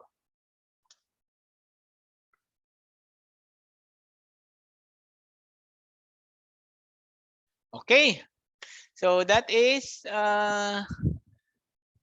okay. So take a look. I think the current address was edited by Sir Fredley, which is my collaborator. Okay, my last topic under Google Form is managing responses. Okay, the responses are to be found here. Oh, by the way pala, if you don't like to use the form limiter, let's say for example, you did not set your form limiter and you realize that it should not accept responses because you have to edit it first, you can just click the slider to your left and then it will not accept the responses. So you can customize again your form. This survey is closed already. Okay, but if you wish this to be open, and then that's how to do closing and opening a survey. Okay, last topic, managing the responses. So how to find our responses and how to download in a sheet. How to do that? I will close this one. Create a spreadsheet, because if you will just what is this? If you will just be dependent from the browser, you can actually do that here. No, you can see the result. You can also see individual, just like this. All you have to do is to just click on the next so that you can see individually. But if you wish to clean, in the cycle of data processing, from data collection, you will go to the process of cleaning and filtering. So for your cleaning part, you cannot do it here. All you have to do is to create a spreadsheet. You just click on spreadsheet, click spreadsheet, and then click create. So when you click spreadsheet, automatically it will open your Google spreadsheet. Okay, it will automatically open Google spreadsheet. So again, what I did, I will close it. I will go back to my form editor. If you are at the questions, I will click responses and then look for this button. This is create. In your case, if you have not clicked this one a while ago, it should be create spreadsheet. But in my case, since I clicked it a while ago, it will now view responses in sheet. So I can click on that. Then these are your data. These are your data from the spreadsheet. And usually your statistician, this is the one that they would like to ask. No? Hindi yung ito, sasabihin, can you give me your data? Tapos i-link ni statistician. Tapos si statistician naman hindi marunong mag-download ng spreadsheet. Ayan ang problema. No? So this is the spreadsheet. This is where you are going to process your responses. Okay. I hope everyone have tried doing this before I'll go further with the filtering and cleaning. Time check is 3 o'clock. Let's have a 5 minutes screen break for anything that you can do away from the screen to break. And then if you have questions, please type it so that from time to time we can respond your questions also. Let's have 5 minutes break.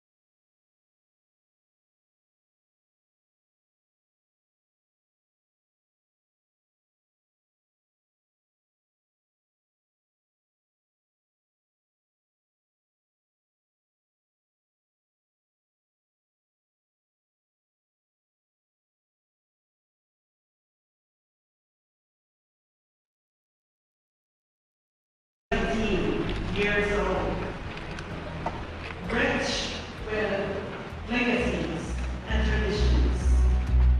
The only thing constant in this world is change. We, as a university, seek ways to ameliorate the conditions before us today. And we continue to adapt to the challenges of this changing world. A leading Christian institution committed to total human development for the well-being of society and environment.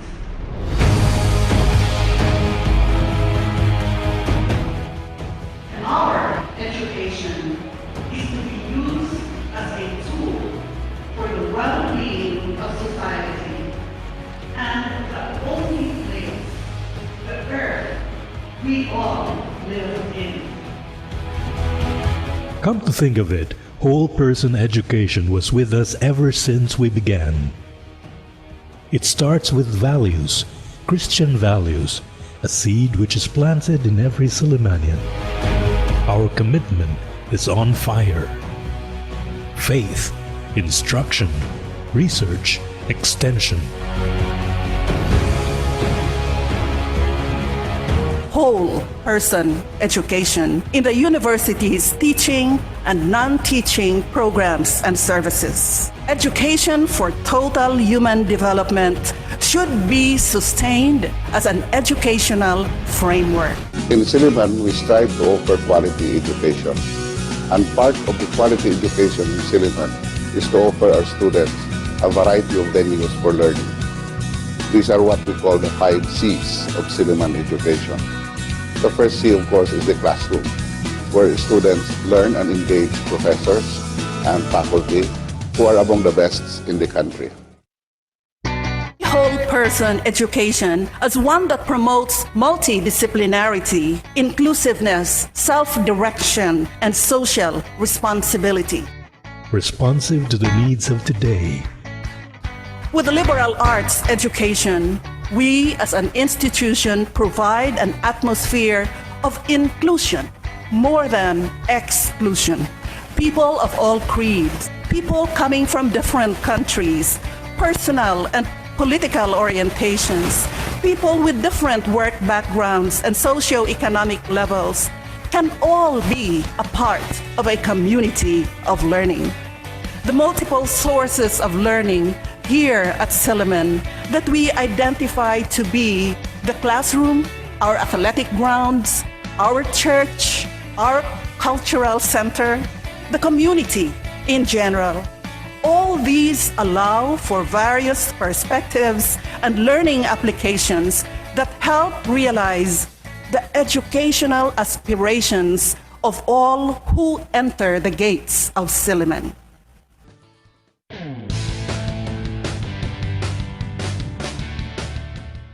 Sports is integral to Silliman. The second C would be the courts, the athletic fields, where students and faculty and staff come together regularly in order to celebrate the value of the body in relation to the mind. Where is multidisciplinarity in whole person education? Subscribing to the concept that education is life necessarily entails that our teaching and learning must go beyond the narrow confines of our individual disciplines. The more collaboration we have with other fields or disciplines, the better we are at approximating the truths we are searching.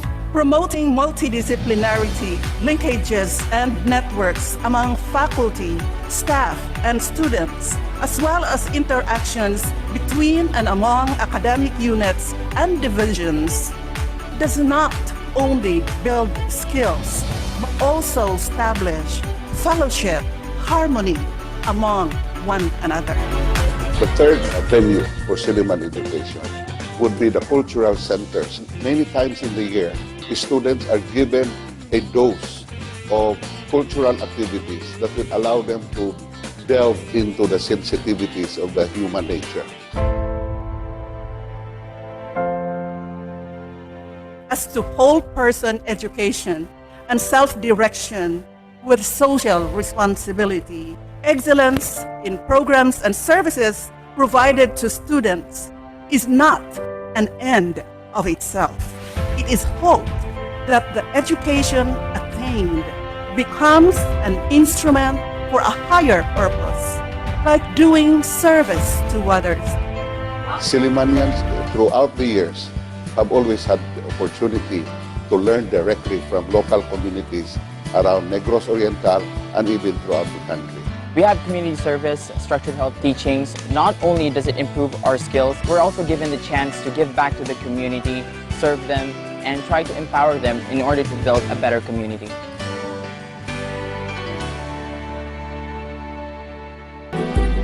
Another major feature of Silliman education is this education of the soul and of the spirit through the church. This is where our students learn of the value of nurturing their spiritual life.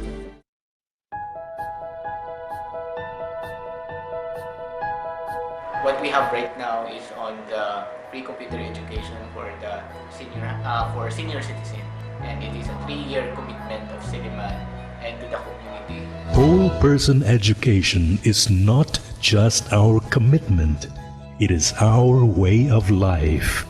It is who we are, Silliman University.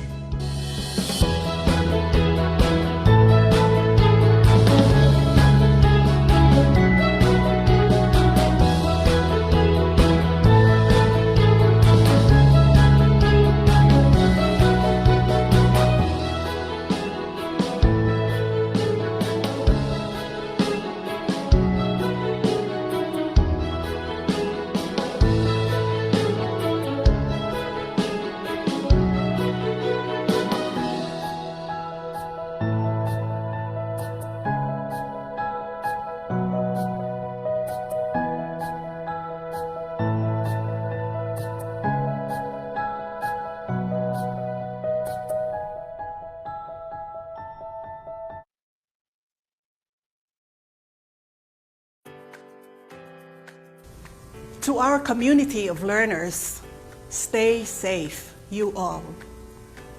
As we open the new school year, we welcome you to MySoul, a learning management system that is a platform for SOUL, Silliman Online University Learning, SOUL.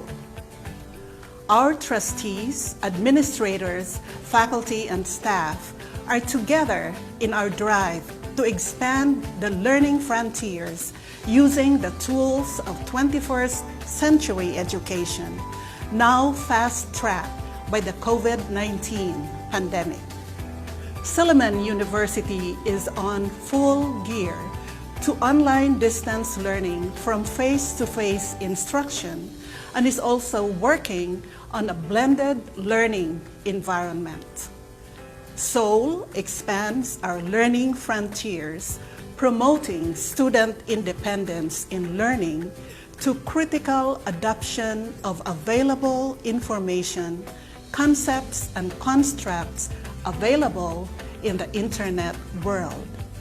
In this way, teachers and students will have a vast array of options to support their pace, style, and depth of learning. While social interaction is challenged in this pandemic, the platform ensures dynamic and interactive activities between and among students and teachers. From kindergarten to graduate school, SOUL will ensure fulfillment of the university's commitment to quality holistic education by putting the learners at the heart of the teaching-learning process.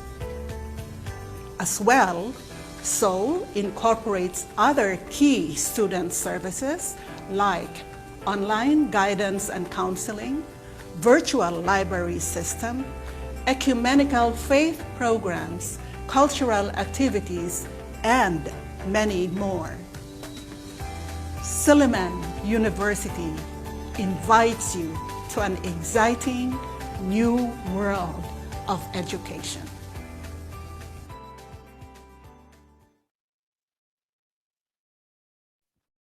Welcome back. I hope you had a very good coffee now. I have mine. Hi, Sir Jake.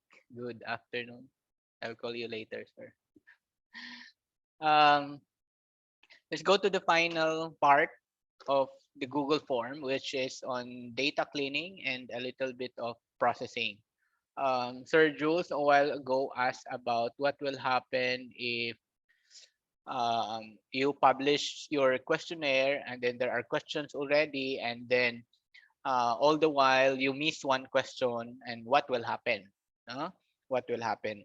What will happen, sir, is like this, Sir Jule. Do not really start. It's part of our responsibility when we collect data. It is assumed, no? It is assumed that we carefully decide whether all data entries are included. I mean, questions are included or not. In cases na you have to add a particular question, you will not actually worry because it will just move to the other section, like to the other to the last portion. It's just that whoever what will happen is those previous entry are there, and then the succeeding entries will just continue to the next or to the last part or to the last column into your spreadsheet. I'll demonstrate so that you can see what I'm trying to explain. So like this, say for example, I will go to my editor questions. I will add, let's take a look at the result here. If you notice here, the level up to here, no, take a look at the order. Okay, let's try to add a question. Let's try to add a question in between age and current address. Let's try to look at how it will look like. So age and current address. So say for example, I will add here, and then parents name, parents, or para madali, number of siblings. Okay, and then short answer, and then let's just run. Sir Fredley, can you add an entry? And then I will also add so that we can demonstrate. Kennedy, 30, number of siblings, 3, current address, male, choose blue, never mind to add, and then blue, next, and then I will add high, average, high, and then submit. Okay, so there are 8. Let's try to go back again our spreadsheet and how it looks like. So what will happen is we added age and what happened? Age and number of siblings. But when you look at your spreadsheet rather, your number of siblings is not actually added in between the column. It is actually added. Sir Dave, can you share screen, Sir Dave? Wala ka naka-share screen. Sorry. Thank you.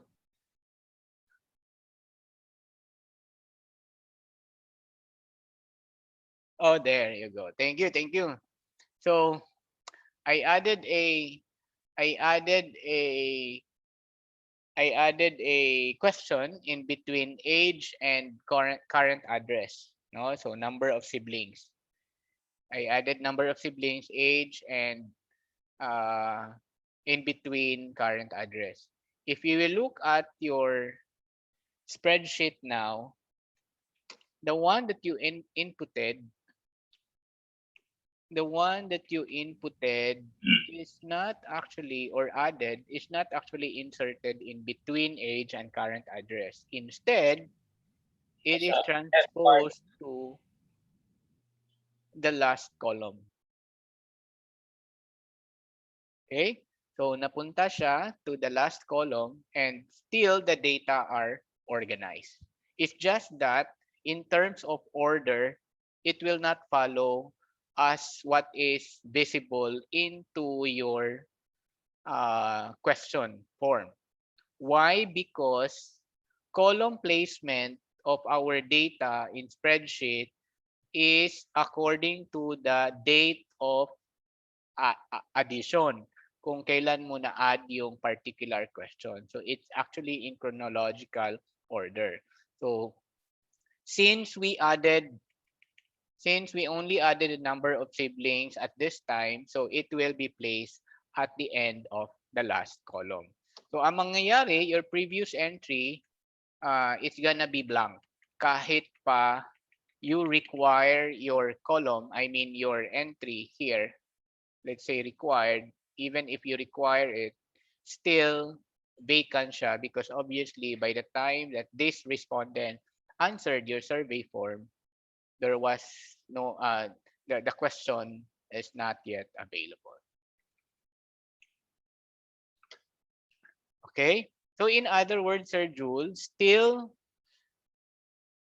ma-record pa rin, but the placement will not follow like what you want to be in the placement in your question, because the spreadsheet will always follow in terms of the date and time of the addition of your question.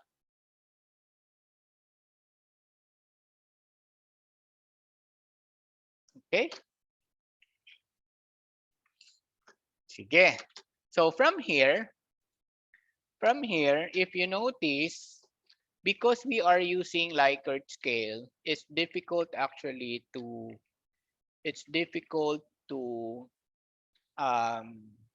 do basic statistics because these are words, no? So what we normally do from the spreadsheet going to a basic statistics, meaning how are we going to transpose this scale into 1, 2, 3, like average is 2 or high is 3, average is 2, and low is 1, because that's the numerical value. Para it's gonna be easy for us for the treatment of the data. Okay, we can actually do that inside spreadsheet, but if we are challenged with internet connect, I mean inside Google Sheet, but if we are challenged with the internet connection, what we can do is download the spreadsheet as a Microsoft Excel file. No? So how are we going to do that? Go to File. Okay, go to File and then Download and then Excel. Again, in your spreadsheet, in your Google Sheet rather, go to File and then look for Download and then Microsoft Excel. You click that one.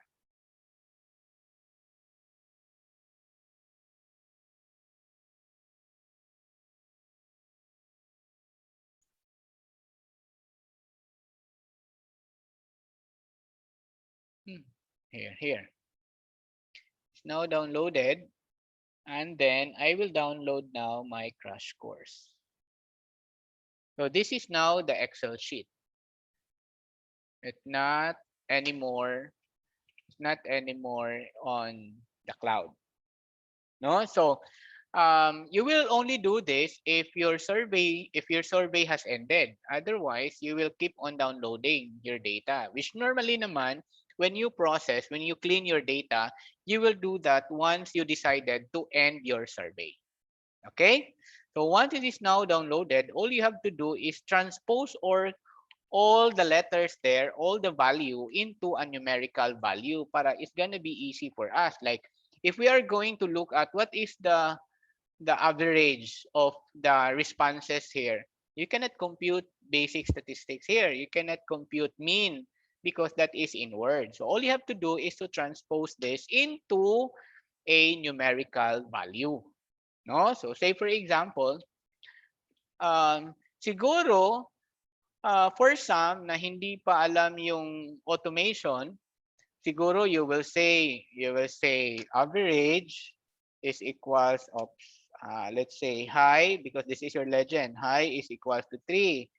Average is equals to 2. And then low is equals to 1. And then what you will do, perhaps average equals 2, and so on and so forth, no? But what if you have 5,000 data sets, no? 5,000 data sets, 5,000 rows, and you cannot do that in just one time, no? So all you have to do is to use your find and replace function. So just like this. For example, this one, I wanted this part that will automatically, all average will be changed to 3, all high will be changed to 2, and all low will be changed to 1. So how to do that? Select the area where you want your data to be transposed. After clicking that, you right click, okay? You right click, never mind the right click na lang.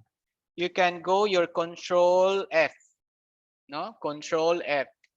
Press simultaneously. Control F in your keyboard. Control F. Control F. Okay? And then the find and replace button will appear. Okay. Oops. Hold on. There. Okay, the find and replace will appear. And then you click replace. Find what? I want to find the word average. And then replace it with the word 2. Let's do this in high first, and then replace with 3. And then you click replace all. Ta-da! All high are now 3. And then do the same for average. And then change to 2. Then replace all. So all now in 2. And then low equals to 1. And then replace all. Then all values now are into 2, 3, 2, or in the numerical value.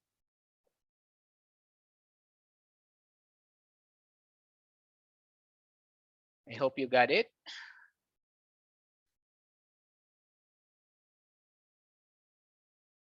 Nakuha ba ang find and replace button? I mean, find and replace dialog box. So that's how you transpose your text entry to a numerical data. And that's where you can start doing your basic statistics. So finding your mean, finding your frequency, and others. I will delete this so that I can use this data later on. Okay, so let's say, for example, for blue and pink, I will assign blue as 2 and then pink as 1.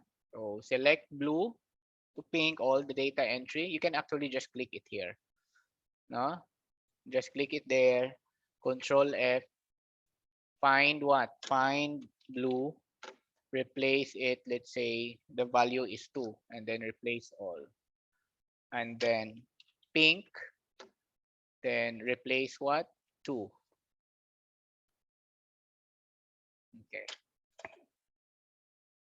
Let's put a comment here. How to put a comment, right? Add a comment, insert a comment. Blue is 2, pink is 1. So that later on in your analysis, you would know how to refer all your 2. Uppercase and lowercase no matter. Let's check it out.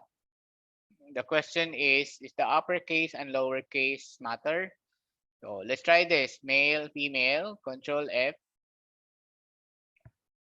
Control F. Replace what? Let's try all capital female. Oops. All capital female. 1. Replace. It will not matter. Okay. And then male. and then 2 replaced. Okay, so let's put a comment again. Make it a habit to add a comment. Otherwise, when you interpret your data, you will have a problem. Female is 2, male is equals to 1. How to add a comment? Just click, right click, and then insert comment.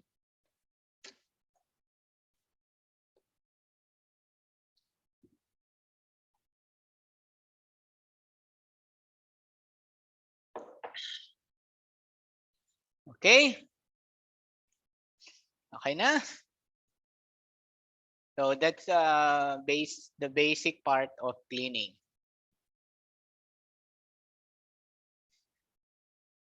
So if you wish to know what is the skill level, you just have to equal sign and then click average and then select all and then enter. That's 2.1. Then you will have your interpretation table. Then you can say that the level of skill of the respondents with the use of Google Form is average based on the mean of 2.125.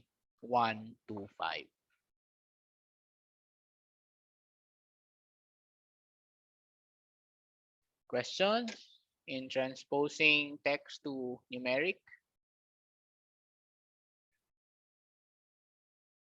For a very short, few entry, you cannot appreciate it, but you just imagine if we have data like 5,000 data in the current research that we have, you cannot do that manually.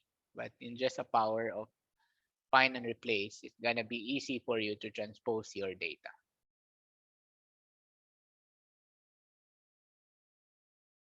Are we all good for Google Form? Na-board na siguro si Sir Bert. Sir Bert, okay lang?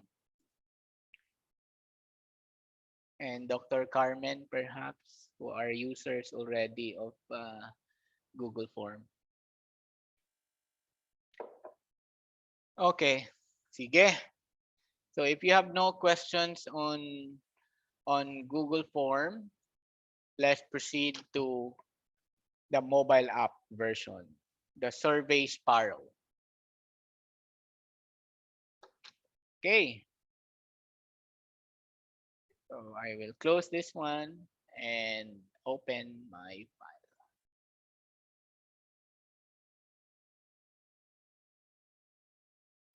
As I mentioned, there are many other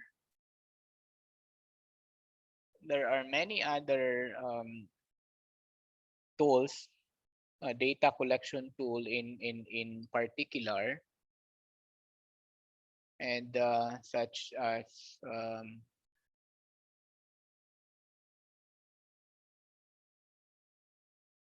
this one, Google Form, Survey, and others. But for mobile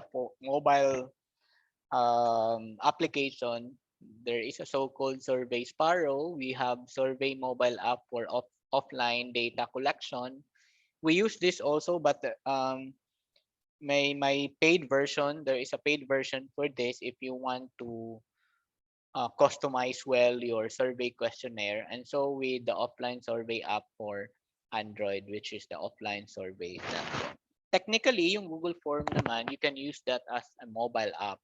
But in situation like you don't need an internet connection, all you have to do is you will use your mobile app as a data collection as a repository of your entry rather than a piece of paper, and then you will have or transfer again from the paper to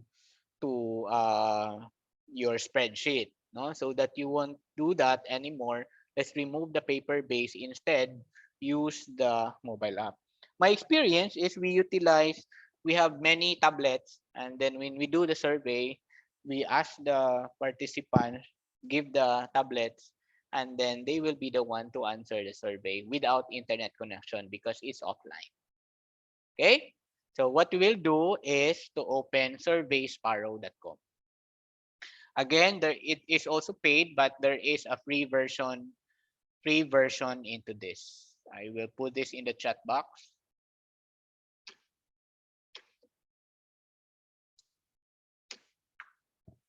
Okay, Survey Sparrow. It's on the chat box. You can click on that and then open. Create, sign up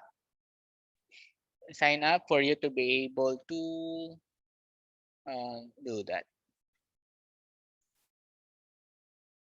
Okay, the 14-day free trial, even if at the end of the 14th day, you can still actually access, and then you can still create questions, but on limited features only. No, but very minimal. Based on experience, if you have budget naman in your research, you can actually do that, no? Which is part of your expenses in your research. So you can do login. In my case, I will do login because I already have an account into this. Okay, that's logging in. While you do the login, Google ba ito ni? Nalimot naman ko. Okay, tama. Okay. While you do the login, I want you to go to your mobile app. I will log into my mobile app. Although, and then go to, if you are Android, you can go to your Google Play Store and look for the survey, or type Survey Sparrow. Let me share my screen.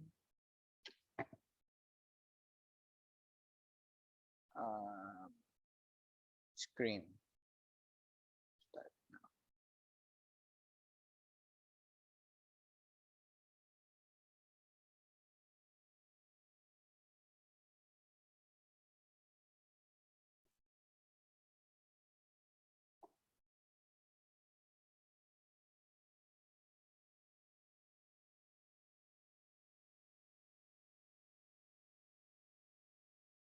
Okay. So for example, if you like to go to, my phone has to go to Huawei App Store, so you can just click on that, and then you can type Survey Sparrow. Survey Sparrow.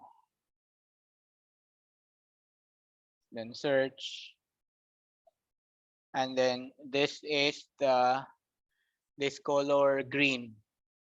No, in my case, I have to open it already because it's already installed in my account. I'm actually using my phone. The one on your screen is my phone already. Okay. So I actually added na. I have a questionnaire that I uploaded. I just click restart. This one is I created this, and if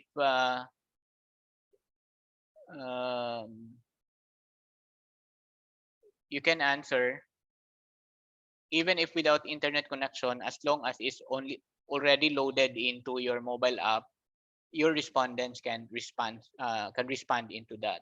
Then once there is internet connection, that is the time that the data from your phone will sync to your web-based account.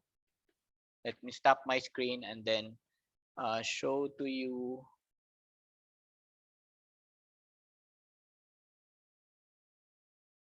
Where is my Zoom? And then stop. And then I will share my Sparrow mobile web. So this is the one I'd created. So it's gonna be easy actually to create. All you have to do is, once you have the Sparrow, just click build. You can go back to your home and then you create new. And then you can just say public, title, sample again, create workspace. Track your audience. Sample again is here. And then you can build you can start your survey. So classic, I just use classic survey. And then I can start with my blank because you can customize it. So survey title, perhaps experience, workspace, general, create survey. My first question is there are different forms like yes or no, graphical. What is good into this is very graphical, and then yeah, by just simply tapping and everything will be there. Okay. So I just go back to my sample. This one completed, and then once you activate it, even if no internet connection your mobile, just like I'd show to you, I'll show to you the question na lang para you can see results are waiting. Action.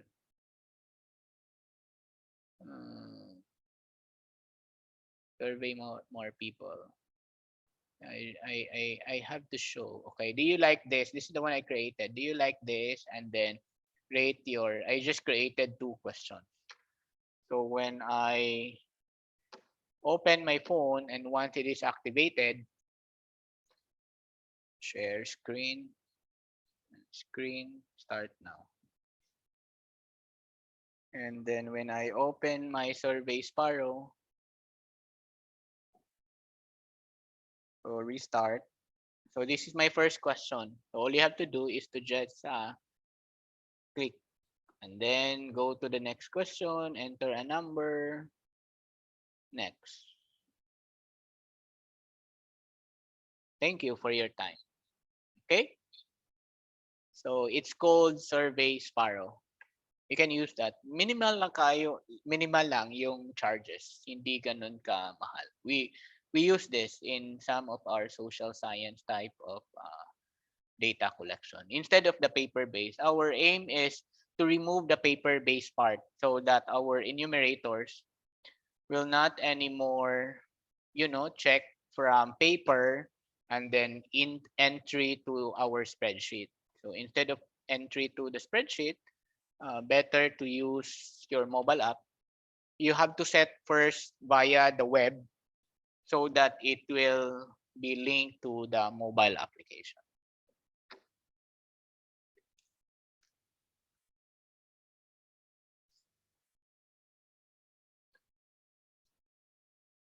Okay, you have to create an account first, no? Create an account and then build. Any question?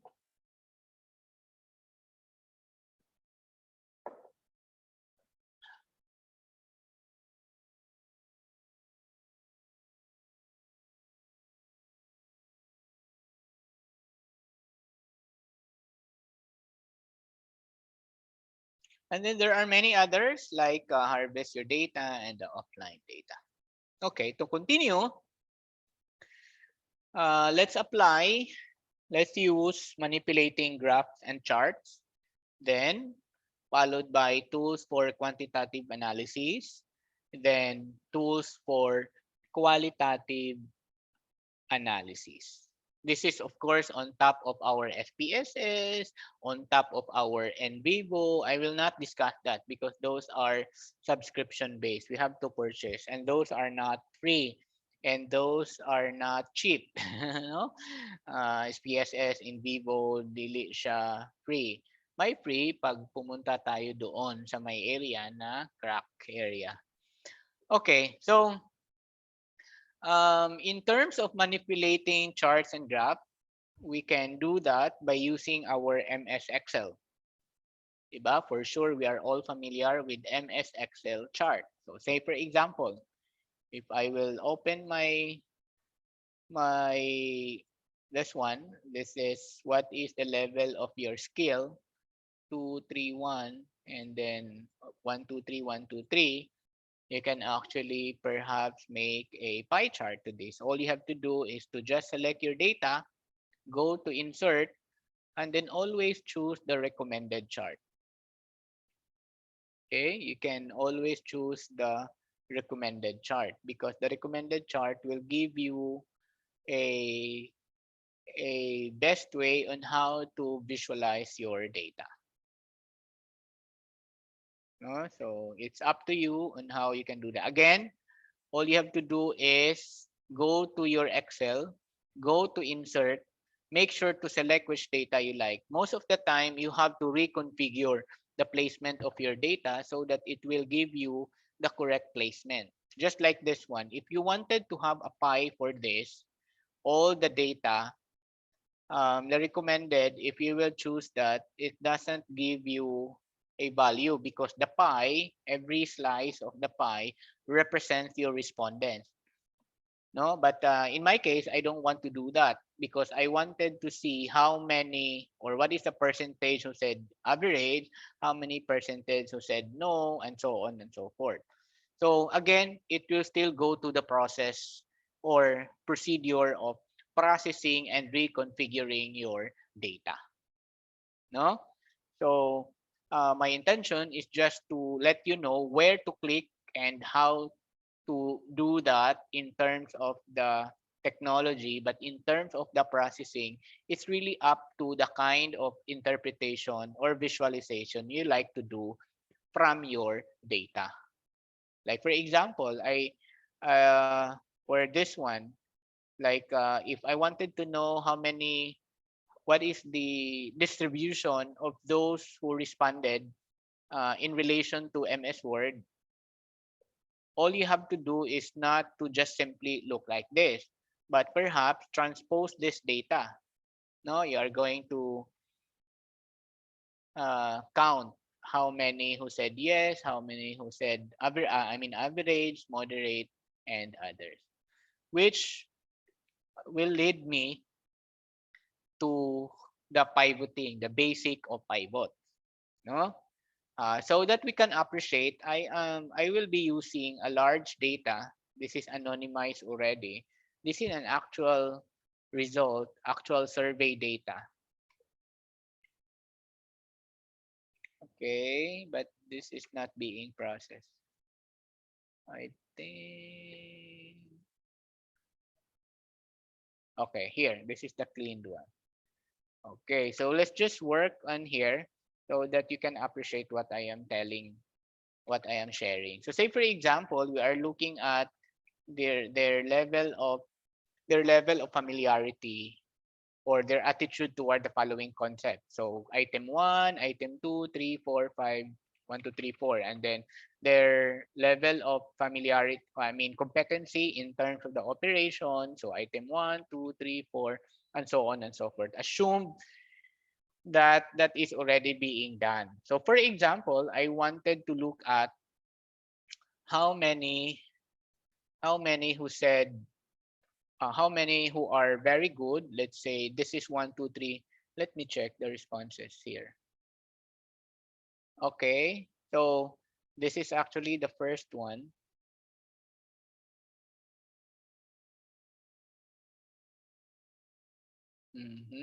So at present, so this is concept 1, concept 2, concept 3. So 4 for very good, 3 for good, 5 for excellent, 4 for very, 1 for poor. Okay, 1, 2, 3, 4. And this is the process data. Okay, we will be working this one so that you can appreciate that one and this one. So for example, you wanted to look at how many who answered to this, and then later on visualization, you can do your simple pivot. What is that pivoting?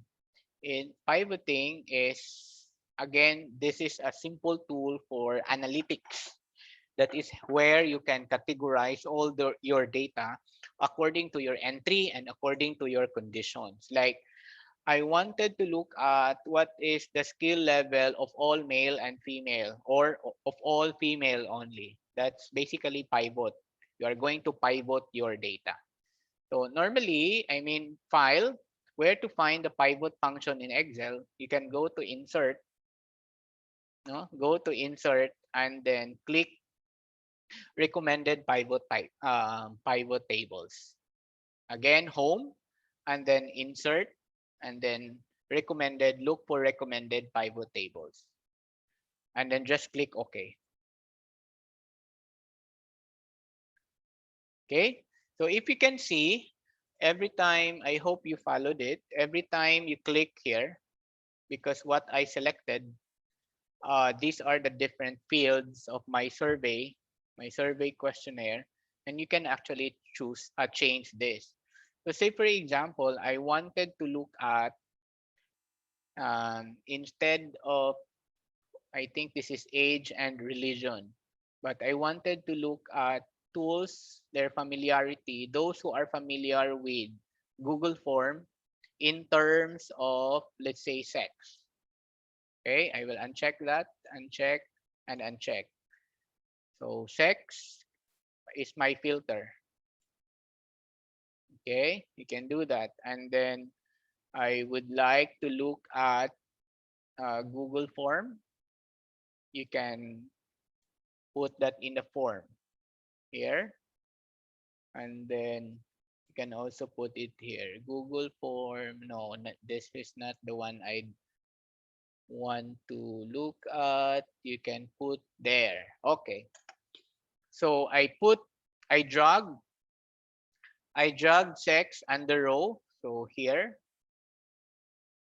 And then I drag also, I'm sorry, values.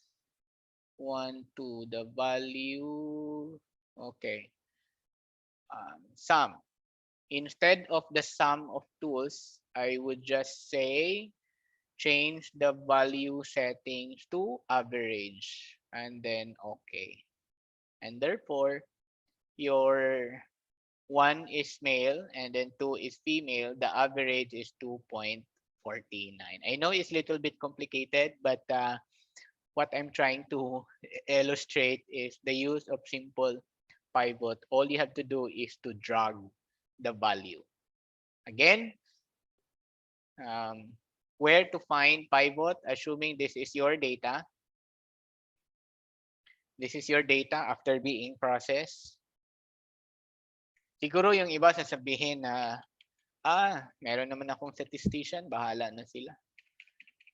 No, in many of my research, I don't usually get statistician because as long as you know, as long as you know the statistical tool, it's gonna be easy for you to operate and manipulate your data using digital tool.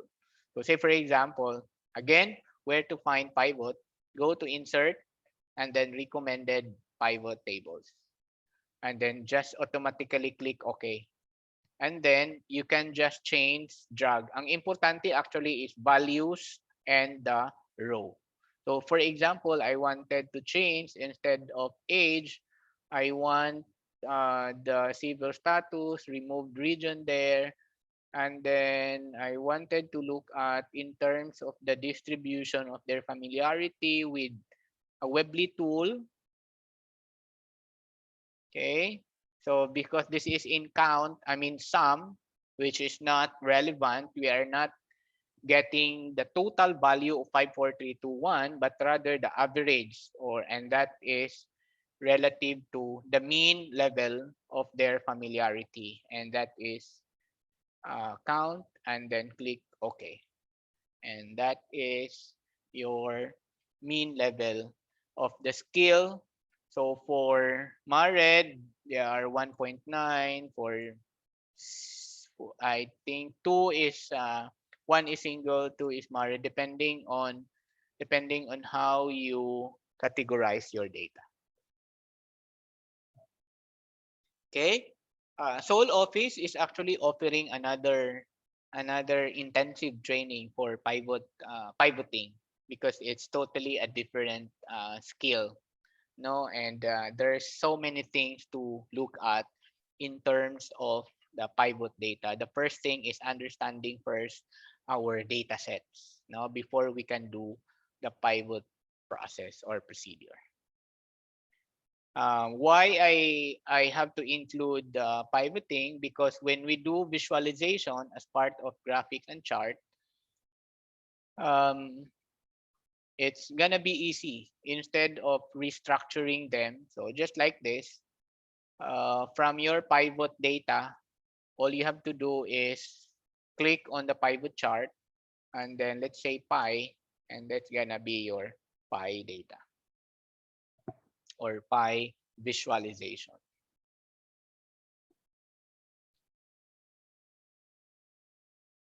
So again, where to find this one? Insert and then pivot and then OK, and then just drag the field that you like to pivot your result. And then ang importante is at the rows and at the value. And then change it to the value settings, which is average. It really depends, but most of the time, if descriptive is average. And then go to pivot chart, and it depends on how you would want to visualize your data. And then you can do the editing of your visualization. That should not be the sum. Count. Maybe there's a question. Pivoting is very helpful. Yes, I'm pretty sure. Can you share some challenges you have encountered when you use Survey Sparrow? Challenges. I have not encountered challenges so far because what we did is we did an intensive training with our field enumerators, no? Siguro it's more hindi naman kasi yung experience ko, ma'am, is not hindi yung respondents nag-encode on the mobile app. It's the field enumerator. Advisable kasi siyang ganon kasi madadrag if si respondents mismo. But actually, pwede naman si respondents mismo. But for this time of the pandemic, hindi siya applicable. Hindi siya applicable that a phone will be touched by the different respondents. Kaya I suggested the Survey Sparrow, Ma'am Gina, because this is the most, customizable survey questionnaire that I've experienced. No? This is being most used mga international research studies, especially that they need mga field work. Yun nga lang, may price, but very minimal. But if we do research naman, may budget naman siguro siya. Yes, pivoting is very helpful, especially in really looking at your data. Okay? And then the visualization. Okay, another one is if you want a very more graphical, we can go to onlinechart.com. It's also an amazing tool. I am chatting it here. That's online chart tool. Okay. All you have to do is to just click on that link and then just click OK, agreed without reading. And then you can design your chart. Say, for example, click on the design chart. Just choose what you like. Let's say pi. And then never mind the appearance. If you are oscillating, you can change all the colors there.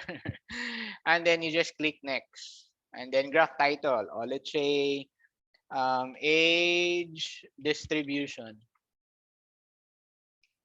Gender distribution. Okay, and then how many items? Let's say 3. Male, female, prefer not to say. And then only 1. Then let's say you will say male, item name, female, and then prefer not to say. And then male, there are 20. Female, there are 30. Prefer not to say, there are 5. After, when you click next, never mind changing all the font and everything. When you click next, there you go. You will have your graph. Of course, you can put your labels here. You can change the color, but for the purposes of running out of time, we will not demonstrate on how to edit all of these things. The way you edit there is in this part. Let's try to add another one, bar. If you like, you can change the grid color. All here, no? You don't need to worry because everything is there. Hindi naman masisira yan. All you have to do is to just click, click, click, no? If you like to change the background, if you change the color, if you want to change the legend, position, the gap, like 30%, the grid, change to another color. Yes, and so on and so forth. Will give you so much time because there are many. And then graph, title, bar, x-axis, peso, or level in terms of, let's say, and then there are only two, and then male, the value is 3, and then female, the value is 3.5. Let's say the skill level. And then next, you can change the font color. I wanted to change the auto, and then next. Something like that. So you can use that tool. No, you can explore actually. So www.onlinecharttool. Okay, let's proceed to the second to the last topic, tools for quantitative analysis. So some basic lang of course. I will not teach you and all of the statistical tools. So say for example, you wanted to know about the relationship between being male and female in their level of skills. You don't need to ask a statistician for that because you can compute, no? You can compute as long as you have the data. No? As long as you have the data. Just go to this site. Okay, go to this site. I will open this. And then it will give you like this. So for example, my data entry is like this. My table, insert table. Okay, so let's say male, and then I have female who said high, average, and then low. There are 3 who said high, and then 4 from female, average 6, 7, 8, and then 4. All you have to do is to transpose this, transfer this into here. This data. So let's say for example, automatic lang. Okay, I will input here 3. I will input here 6 and 8 because I only have 3 by 3, 8. And then I will input 4. I will input 7, and then I will input 4 also. And then all you have to do after inputting, you click calculate. Taran, you have your conclusion there. You have your chi-square, which is 1.4. Your correlation is 2, and then the p-value is 0.488. And there is a conclusion, little or no evidences against your null hypothesis because that is 0 or 0.4, which is less than or higher than 0.05. Okay, like for a correlation question ba na what is the significant relationship, chi-square in particular. So you can add that into your link. Another example or another tool, which is a very comprehensive one, which I always use this. I will put it in the chat. It's called Social Science Statistics. Just click on it and you name it, you will have it all. Let's say, for example, go to the descriptive statistics. No, if you want mid and median mode calculator, percentile calculator, that's the one. And then if you want statistical test, you can actually start nominal or ordinal data. And then one more variable, and then fitness of goodness calculator. Then you can input your data. So it really depends on the kind of statistics that you are solving. But again, the question is, yun nga, yung tanong, anong klaseng statistical tool ang gagamitin? Again, the tool cannot get, this one actually can determine what is the most appropriate, can recommend what is the most appropriate statistical tool. Yung the one that I demonstrated to you, the tool will ask you, this wizard will ask a few questions, and then based on your answers, will recommend a statistic test. Diba? So, siya na yung mag-recommend ano yung bagay from your data. So, start. So, for example, nominal ba yung data mo or ordinal? Nominal most of the time pag scale. No?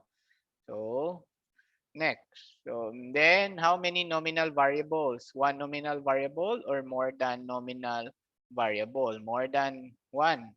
5, 4, 3, 2, 1. So, chi-square dependence. And there are alternatives like the Fisher exact test, the z-test for two populations, and others. Then you can click. Then you can input your category there, just like what I showed you a while ago. So that's one. Again, you have to partner also with who can identify which statistical tool that you can use. Then, of course, your MS Excel, which is using your data analysis. No, if you don't have internet connection, you can actually do your MS Excel. So let's say, for example, if this is the data, let me go back to the very big data. All you have to do is to go to your, make sure to insert the data analysis feature. I think this is only applicable for 20 Microsoft Excel. Not sure if available siya sa Windows 10. Insert, and then you look for, data. It should be data and then data analysis. So you can use your correlation, you can use your ANOVA, and you can use your covariance. In other words, it's already found in Excel. Again, if we are not familiar with that statistical tool, I think we cannot appreciate this kind of tool. Before kasi using this, we have to be familiar first which statistical tool to be used from or based on our data sets. Yun ang Excel. Hindi tulad nung online where the online can assist what kind of statistic test is to be used. Okay. Question?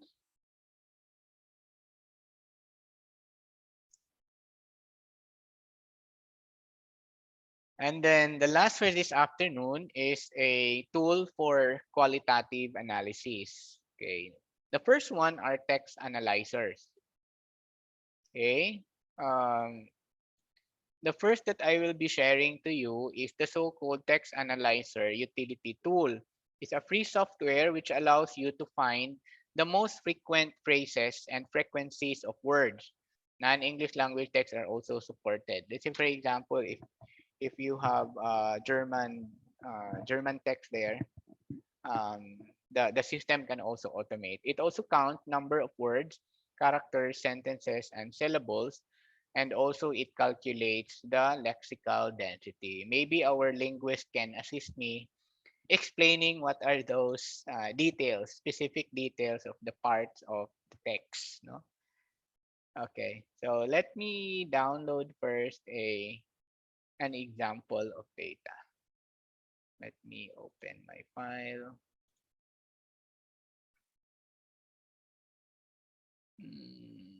Research. Trust.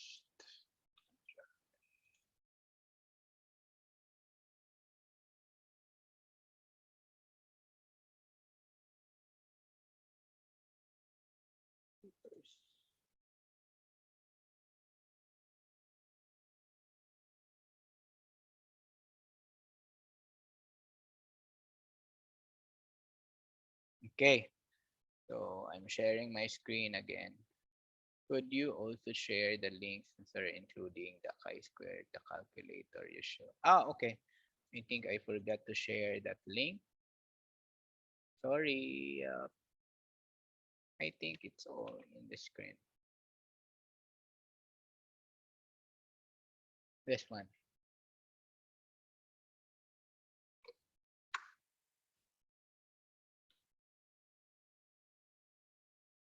Okay, so the other one, the first one is the utility.org. What is this? I will click this one. You can try it on your screen. And then I will open it just like this. I think it's opening. And then assuming this is my abstract, copy and then paste it here and then process.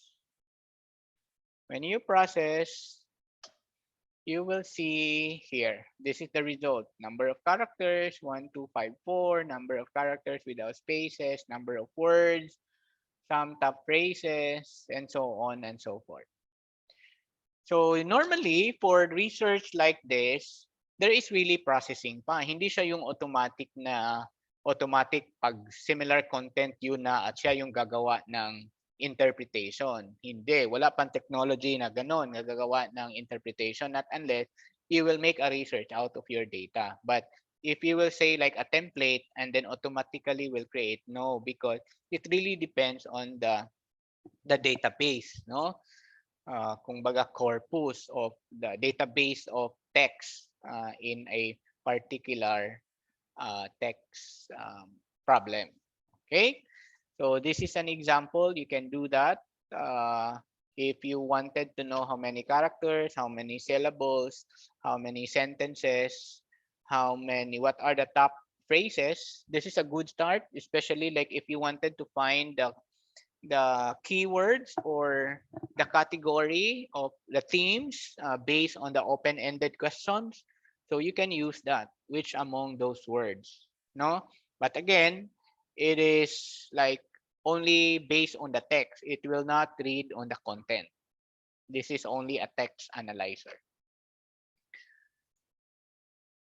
Okay, so just paste it there. Another one that is the Buoyant tools. This is a little bit, let's say, more comprehensive compared to the utility. It's a simple free online tool for SEO web content analysis that helps you find most frequent phrases and words, numbers of characters, words, sentences, and paragraph, and estimated read and speak time of your content. Estimated read and speak time of your content. So, for example, this one, I will put it in the chat box again.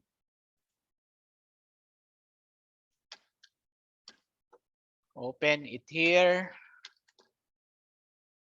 I will paste my abstract.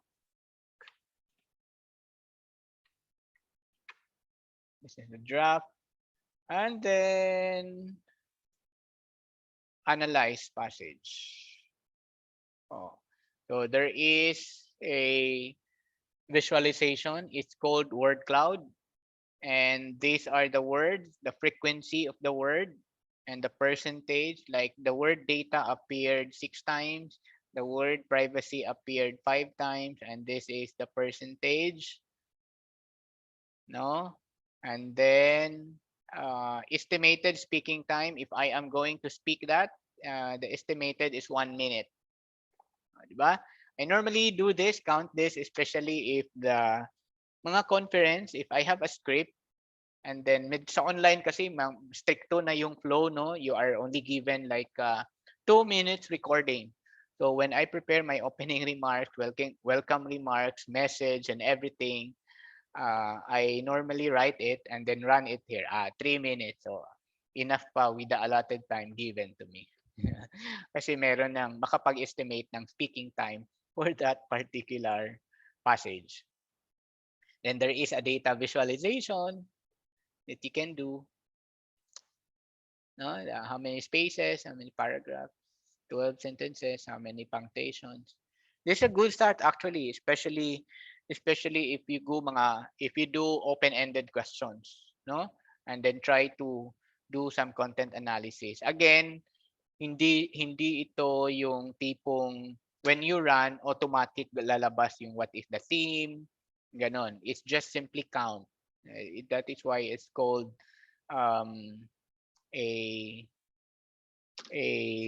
what is this, content analysis. No, the most frequent words, phrases, number of characters, sentences, paragraph, and the estimated read and speak time of your content. Another is that's Voyant. Another is word and phrase. The word and phrase naman is an online text analysis tool that has a variety of capabilities for analyzing text. Text can be copied and pasted, which is the corpus. The data is from the corpus of contemporary American English. And the tool will first highlight all the medium and lower frequency words in the text and create lists of words. Secondly, the words can be clicked upon to create word sketch of any of the words. No, and then finally, the tool has the ability to conduct powerful searches on select phrases and show related phrases. So I will demonstrate, put it in the chat box so that you can try. And then you can open. I am opening it now. Okay, I can put my abstract here. Oops. Copy. And then search.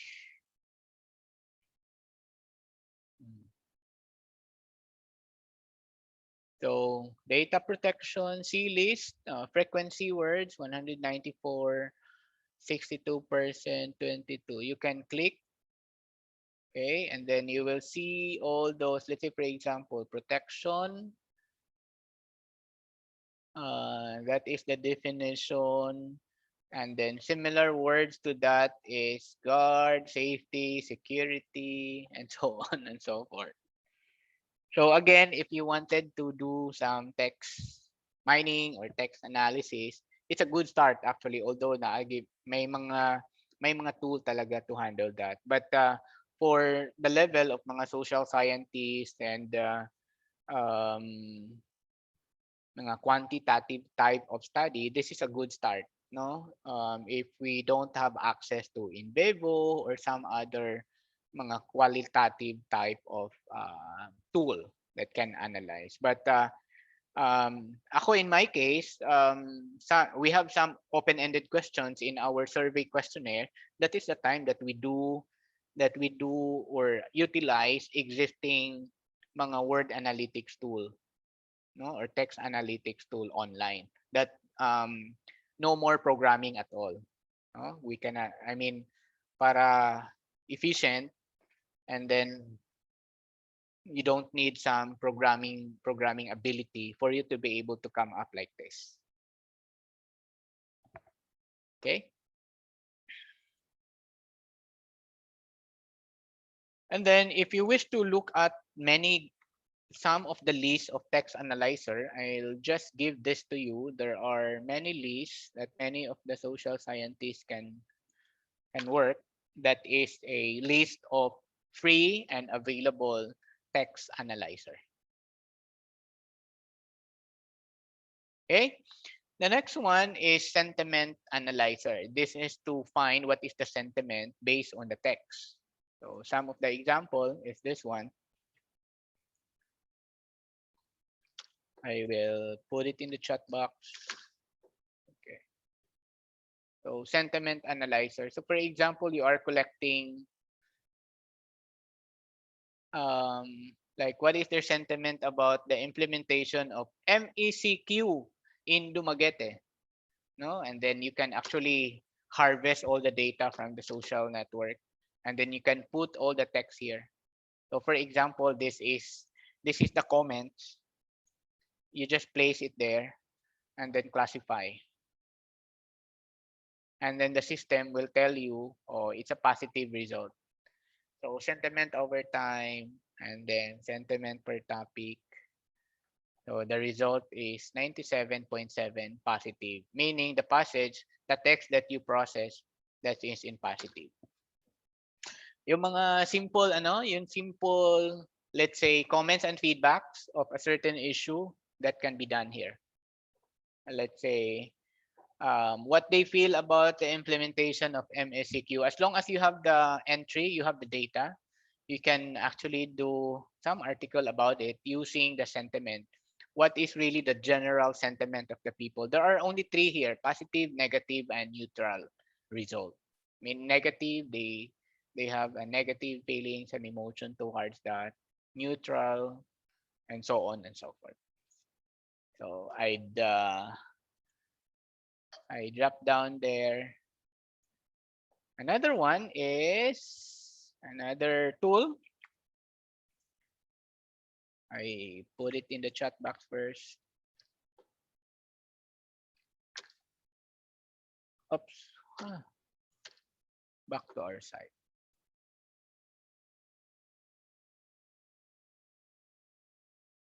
Okay. Okay, there's no question. You can sign up actually for free.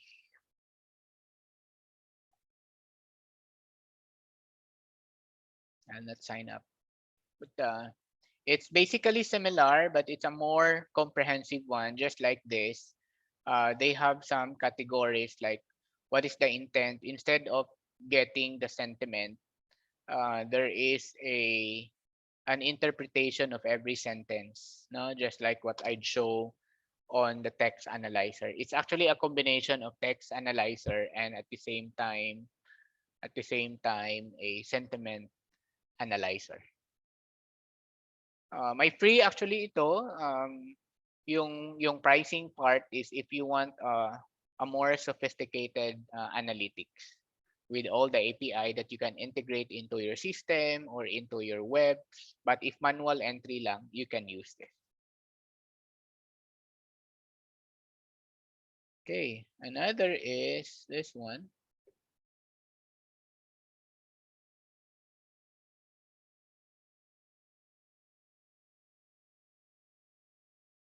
This is what you call AI sentiment. Like analyze sentiment for free. You just click that.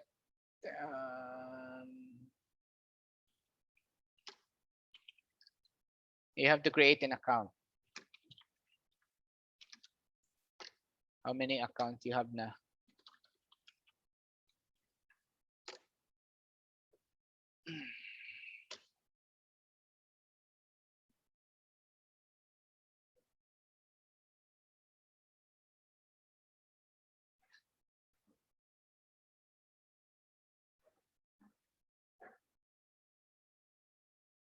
Up.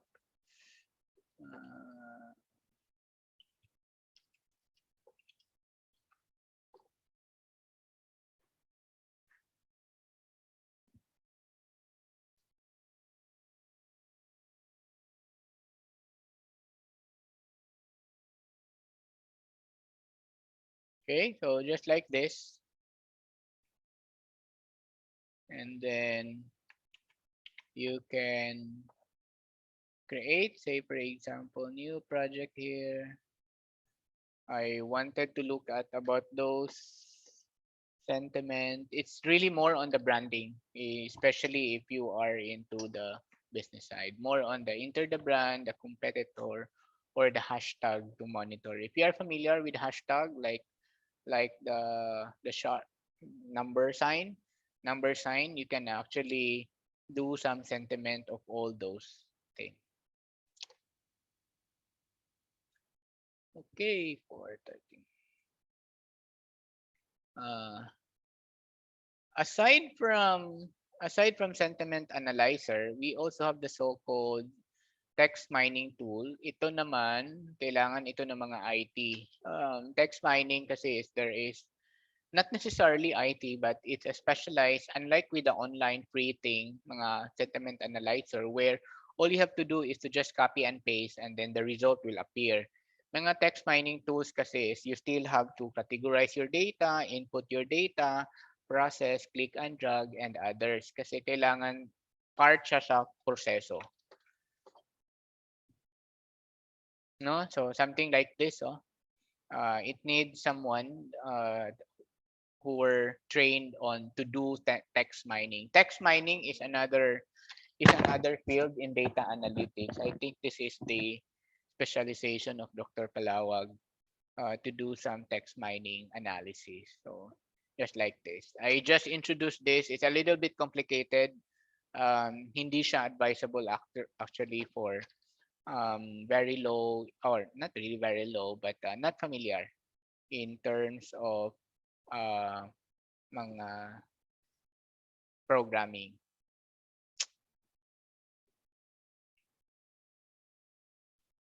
Okay, this text mining. Another one, ito naman, input din ito. If you wanted to understand the sentiment on tweets, if you wanted to harvest data from tweets and then do all the research there, you can just go to this site. I'll put it in the chat box.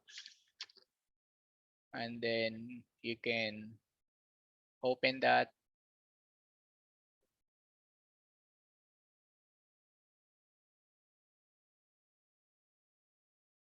Okay. For example, let's try to look at the sentiment for those people who cited Dumaguete. Okay. Let's click query. Then loading tweets from Twitter. Especially for researchers who are into social media, this is very useful. So this is the visualization now. This is the sentiment. Okay. Many are, it's in the pleasant, calm, no? Here, calm, alert, unpleasant. Only few are in the unpleasant. The green one is the pleasant part. Okay. The topics, if you wanted to look at the very specific topic, okay. So this one, the Dumaguete City Tourism. So may mga all the data there. Ito programming ito, mga frequencies and some of the count. And you can look at, no, one by one. Kaya if you are into social media, do not feed any data to the trolls. The trolls will be happy if every time you input and you comment. So that is called a topics. There is a so-called heat map of the information, the tag clouds. So these are the different tag clouds in terms of the active pleasant words. Vaccination, Dumaguete, rate, drivers, Philippine, dose, music, music. In terms of subdued information, vigilant, beach, maybe kasi sarado ang beach ngayon, keeping, Negros, home quarantine, oriental, stay, shared, tour, no more tour, MSCQ. Okay, timeline. You can check all of this. The green one are those positive, and then you can double check who said that based from Twitter data. And then the map you can look at, and then affinity, like what is the connection, who said who, and then who is connected or who shared that kind of information. And these are the narratives. If you wanted to read one by one what they mentioned about Dumaguete. And then these are the specific tweets. So you can do a simple article based from this data, like sentiment based on Twitter data. Like if you like to study about election Philippines.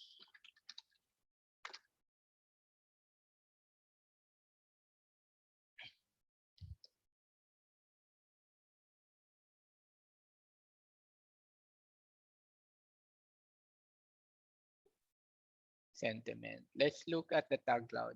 Okay, election, vote, Pinoy, president, discuss, died. Oh, the other one.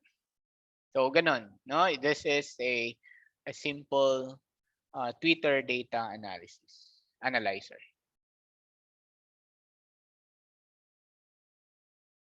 Yeah, this is the explanation. Pleasant tweets are green, unpleasant tweets are blue. Larger or more opaque tweets represent more confident sentiment estimates. Smaller or more transparent tweets represent less confident estimates. And then tweets about common topic. There is also a pleasure that used to divide sentiment into 8 by 8. Common words. The common words here. No, words that are more frequent are larger and unhappy are shown. So there is an emotion region: upset, happy, relaxed, and unhappy. And tweets are drawn in bar chart to show the number of tweets posted at different times. This one. And this is the frequent tweets, people's hashtag and URL. Tweets listed below. You can look at that. In other words, you can download. You can check out what are those tweets in particular. Okay. Another one is to visualize tweet, estimate sentiment, still tweet, but I find this more comprehensive.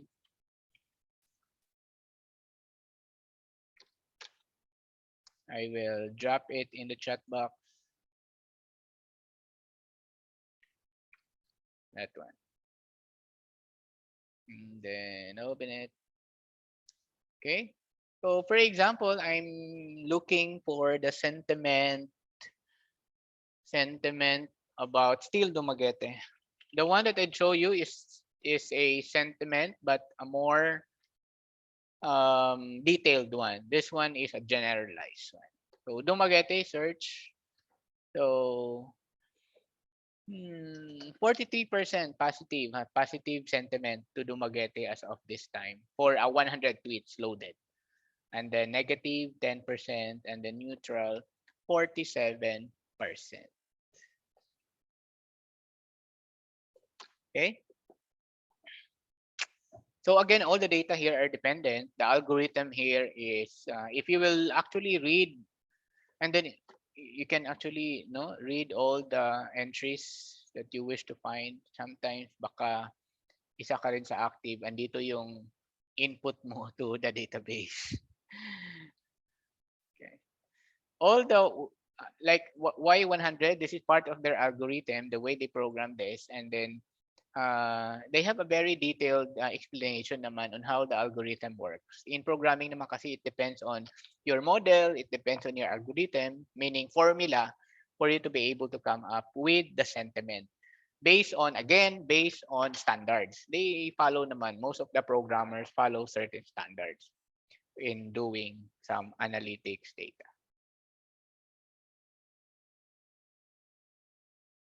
Okay. So I guess that's all for now, and we are open for question and answer if you have some point of clarification. And for tomorrow, we will continue discussing. I think we still have time. Sige, still have time. I think, yeah.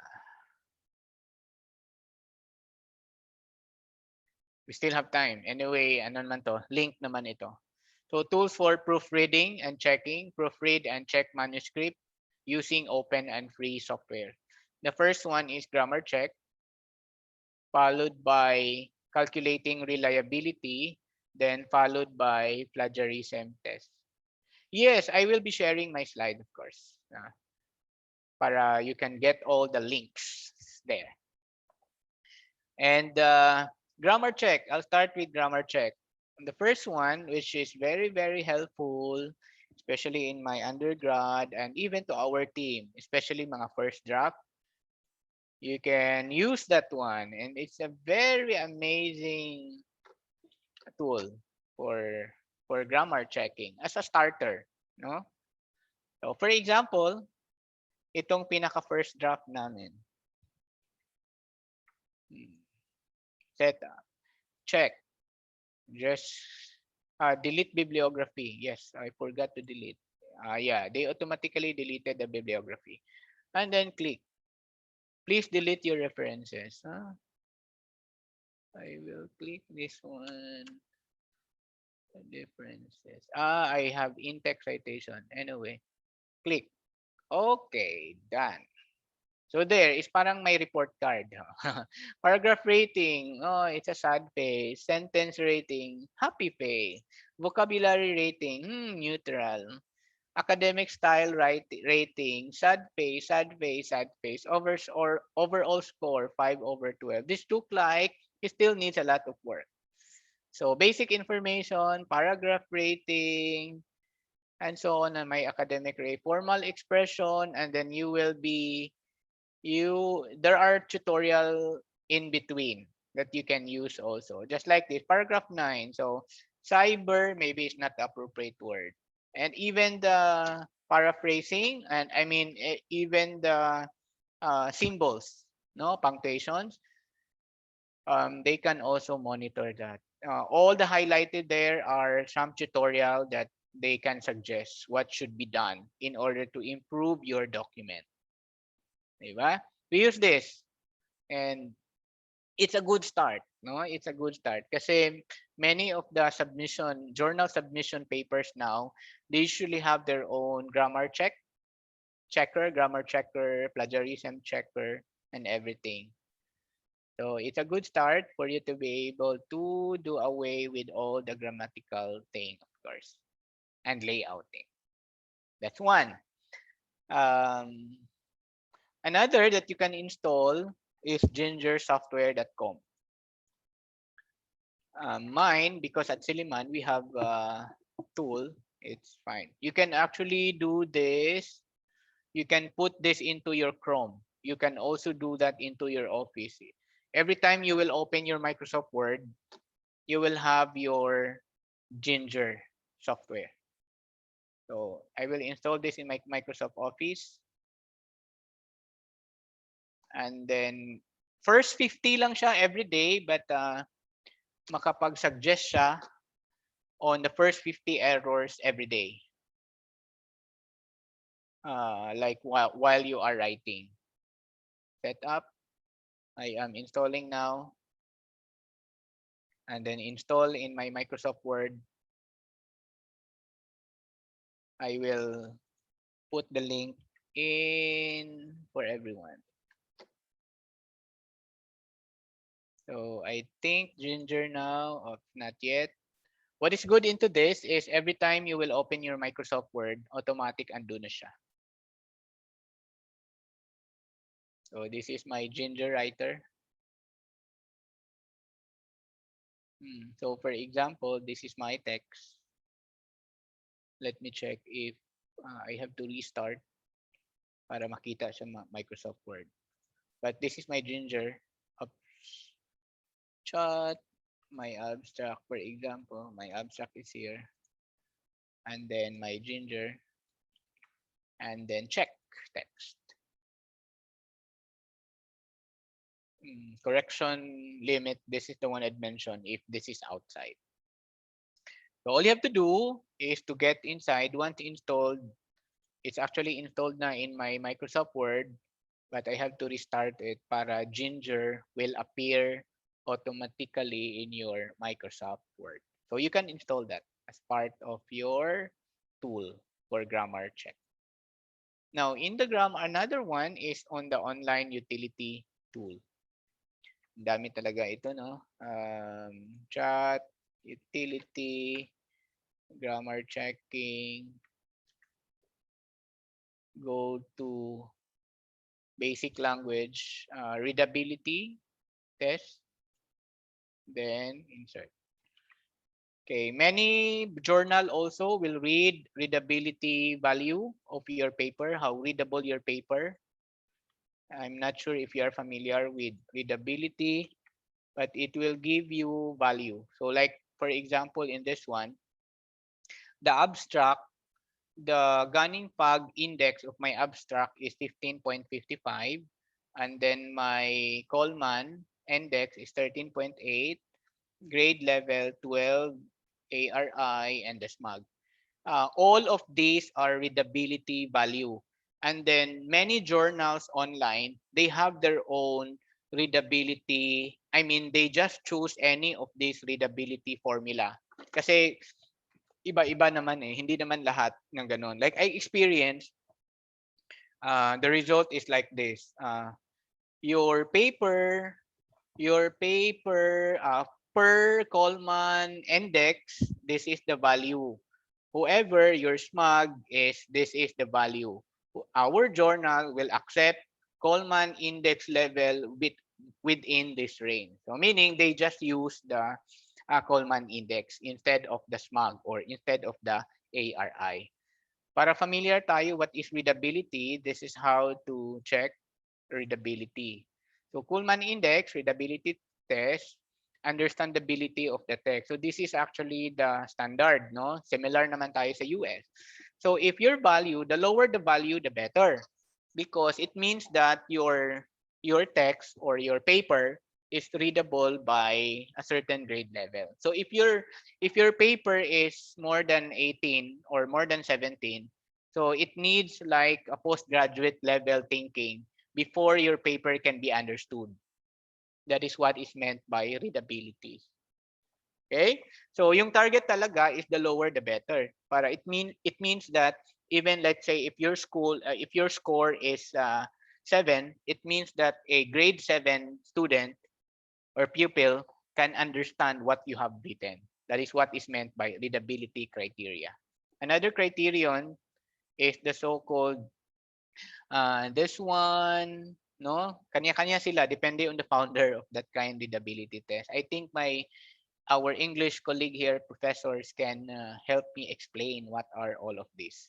But as far as publication is concerned, ginagamit mo talaga ito as the first stage in the evaluation of the document before giving it to the peer review process. So that is the same. Another is a more comprehensive one aside from online utility. You can do it here.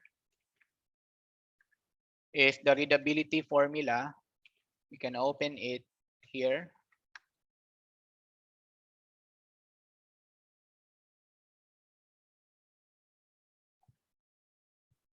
Okay.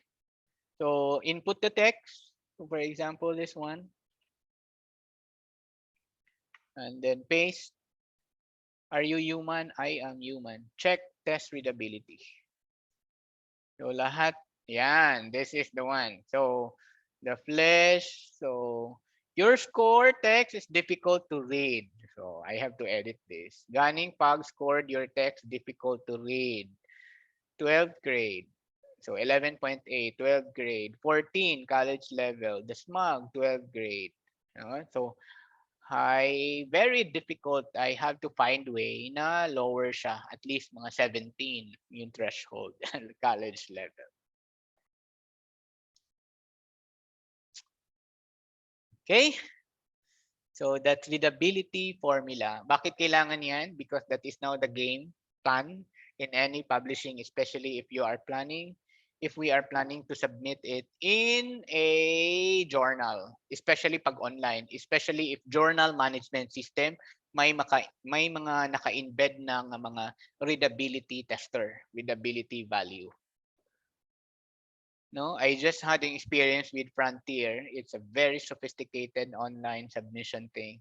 And they have a very sophisticated filtering, automated filtering, even lahat, no? All of these that I shared, it's all there. And it's automated, and you will see how the system works on it. You will see really transcript of what is the mistake, what are the needs to be improved before it will go to the process of the peer reviewed. Okay. So you can also do this in your test exam, no? Mga test questionnaire natin. Minsan hindi maintindihan ng mga estudyante. We are teaching, let's say for example, high school, but the readability is for college. So, kaya pala bagsak sa estudyante kasi hindi naman talaga readable yung questionnaire natin. Oh, di ba? So we can do that. We can do this. We can apply this in the class. And others, some of the plagiarism tests, we have Grammarly, we have plagiarisma.net, plagiarismsoftware.net, and the Dupli checker. For sure, I think all of us here, all participants here from the different schools, I think many universities naman, or majority of the universities, we have our own subscription to plagiarism tests, no? Or duplication tests.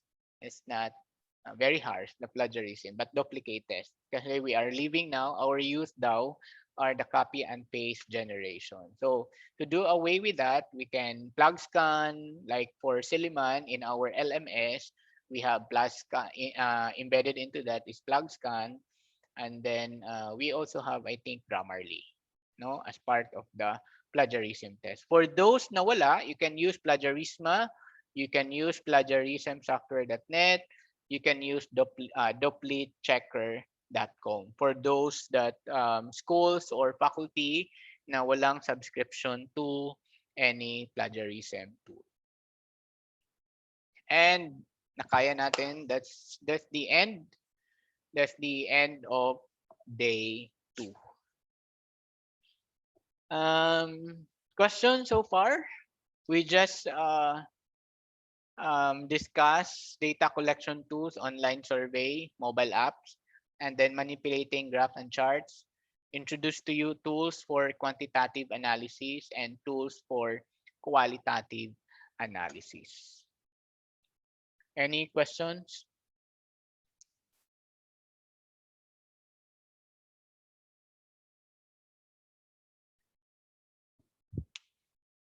You're welcome, Sir Bert. So please let me know what is your takeaway for this afternoon session. Go to respond, paulf.com, Dave Marshall 101. I will put it in the chat box. paulf.com/Dave Marshall 107. You can copy and paste that and then put it into here. So, what happened? Is it black?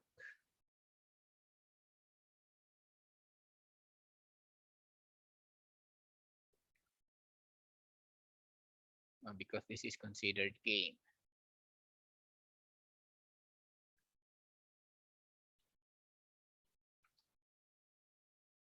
Let me check.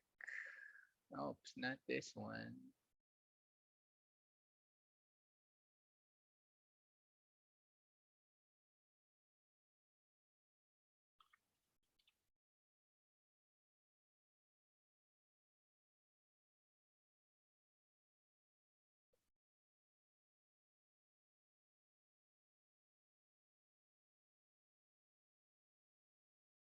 If you have question, feel free to post it while doing all the closing. It's time check, my time and my watch. It's 4:50, and I guess we are on time. You can go to paulf.com, Dave Marshall, and this is the one.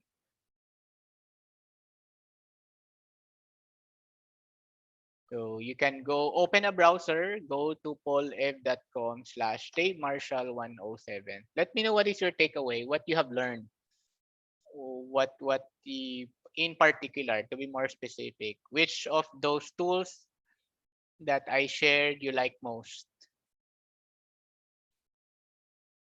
Is it the Google form?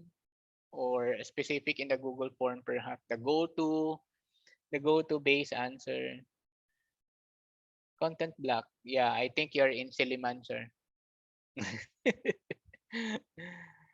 This is okay. Using tools, sentiment, no readability test, pre-screen. Yes, pre-screen, eval, publishable, thinking, writing, also text, grammar. Yeah, because this is considered game, perhaps I have to inform MIS that this should not be blocked. Okay?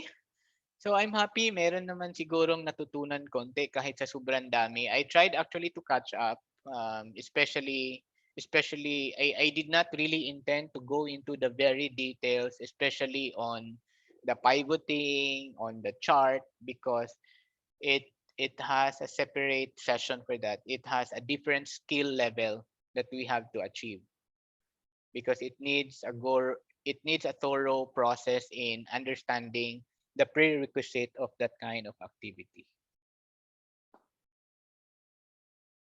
All F that one. Oh yeah. Sorry. Yeah, sakto. Thank you. Oo. Dapat. Sorry. I should have written this way. Minus E. That one.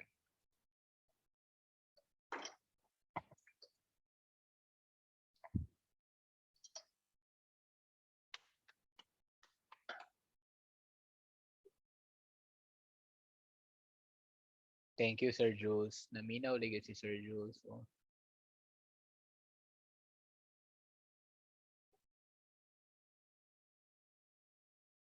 Ayan, grammar. Tools, test, eval, writing, analyzers, publishable. Okay.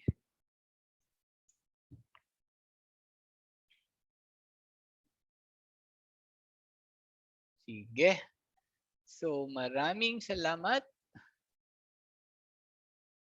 Let's again, I think, Steve, let's do the photo opportunity for the second group. Kindly switch on your video. Okay, sir. Hi, Dr. Telma.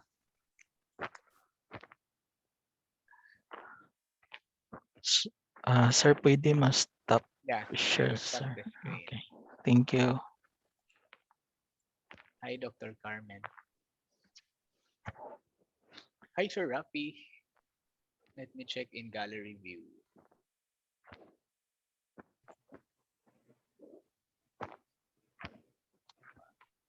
Hi, Sir Jake. Nani sa rooftop si Sir Jake. Oh.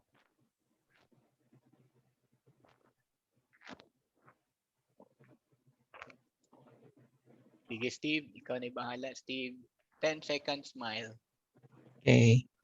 In a count of 3. 1, 2, 3. Smile. Okay. Next page. 1, 2, 3. Smile. Okay. Thank you.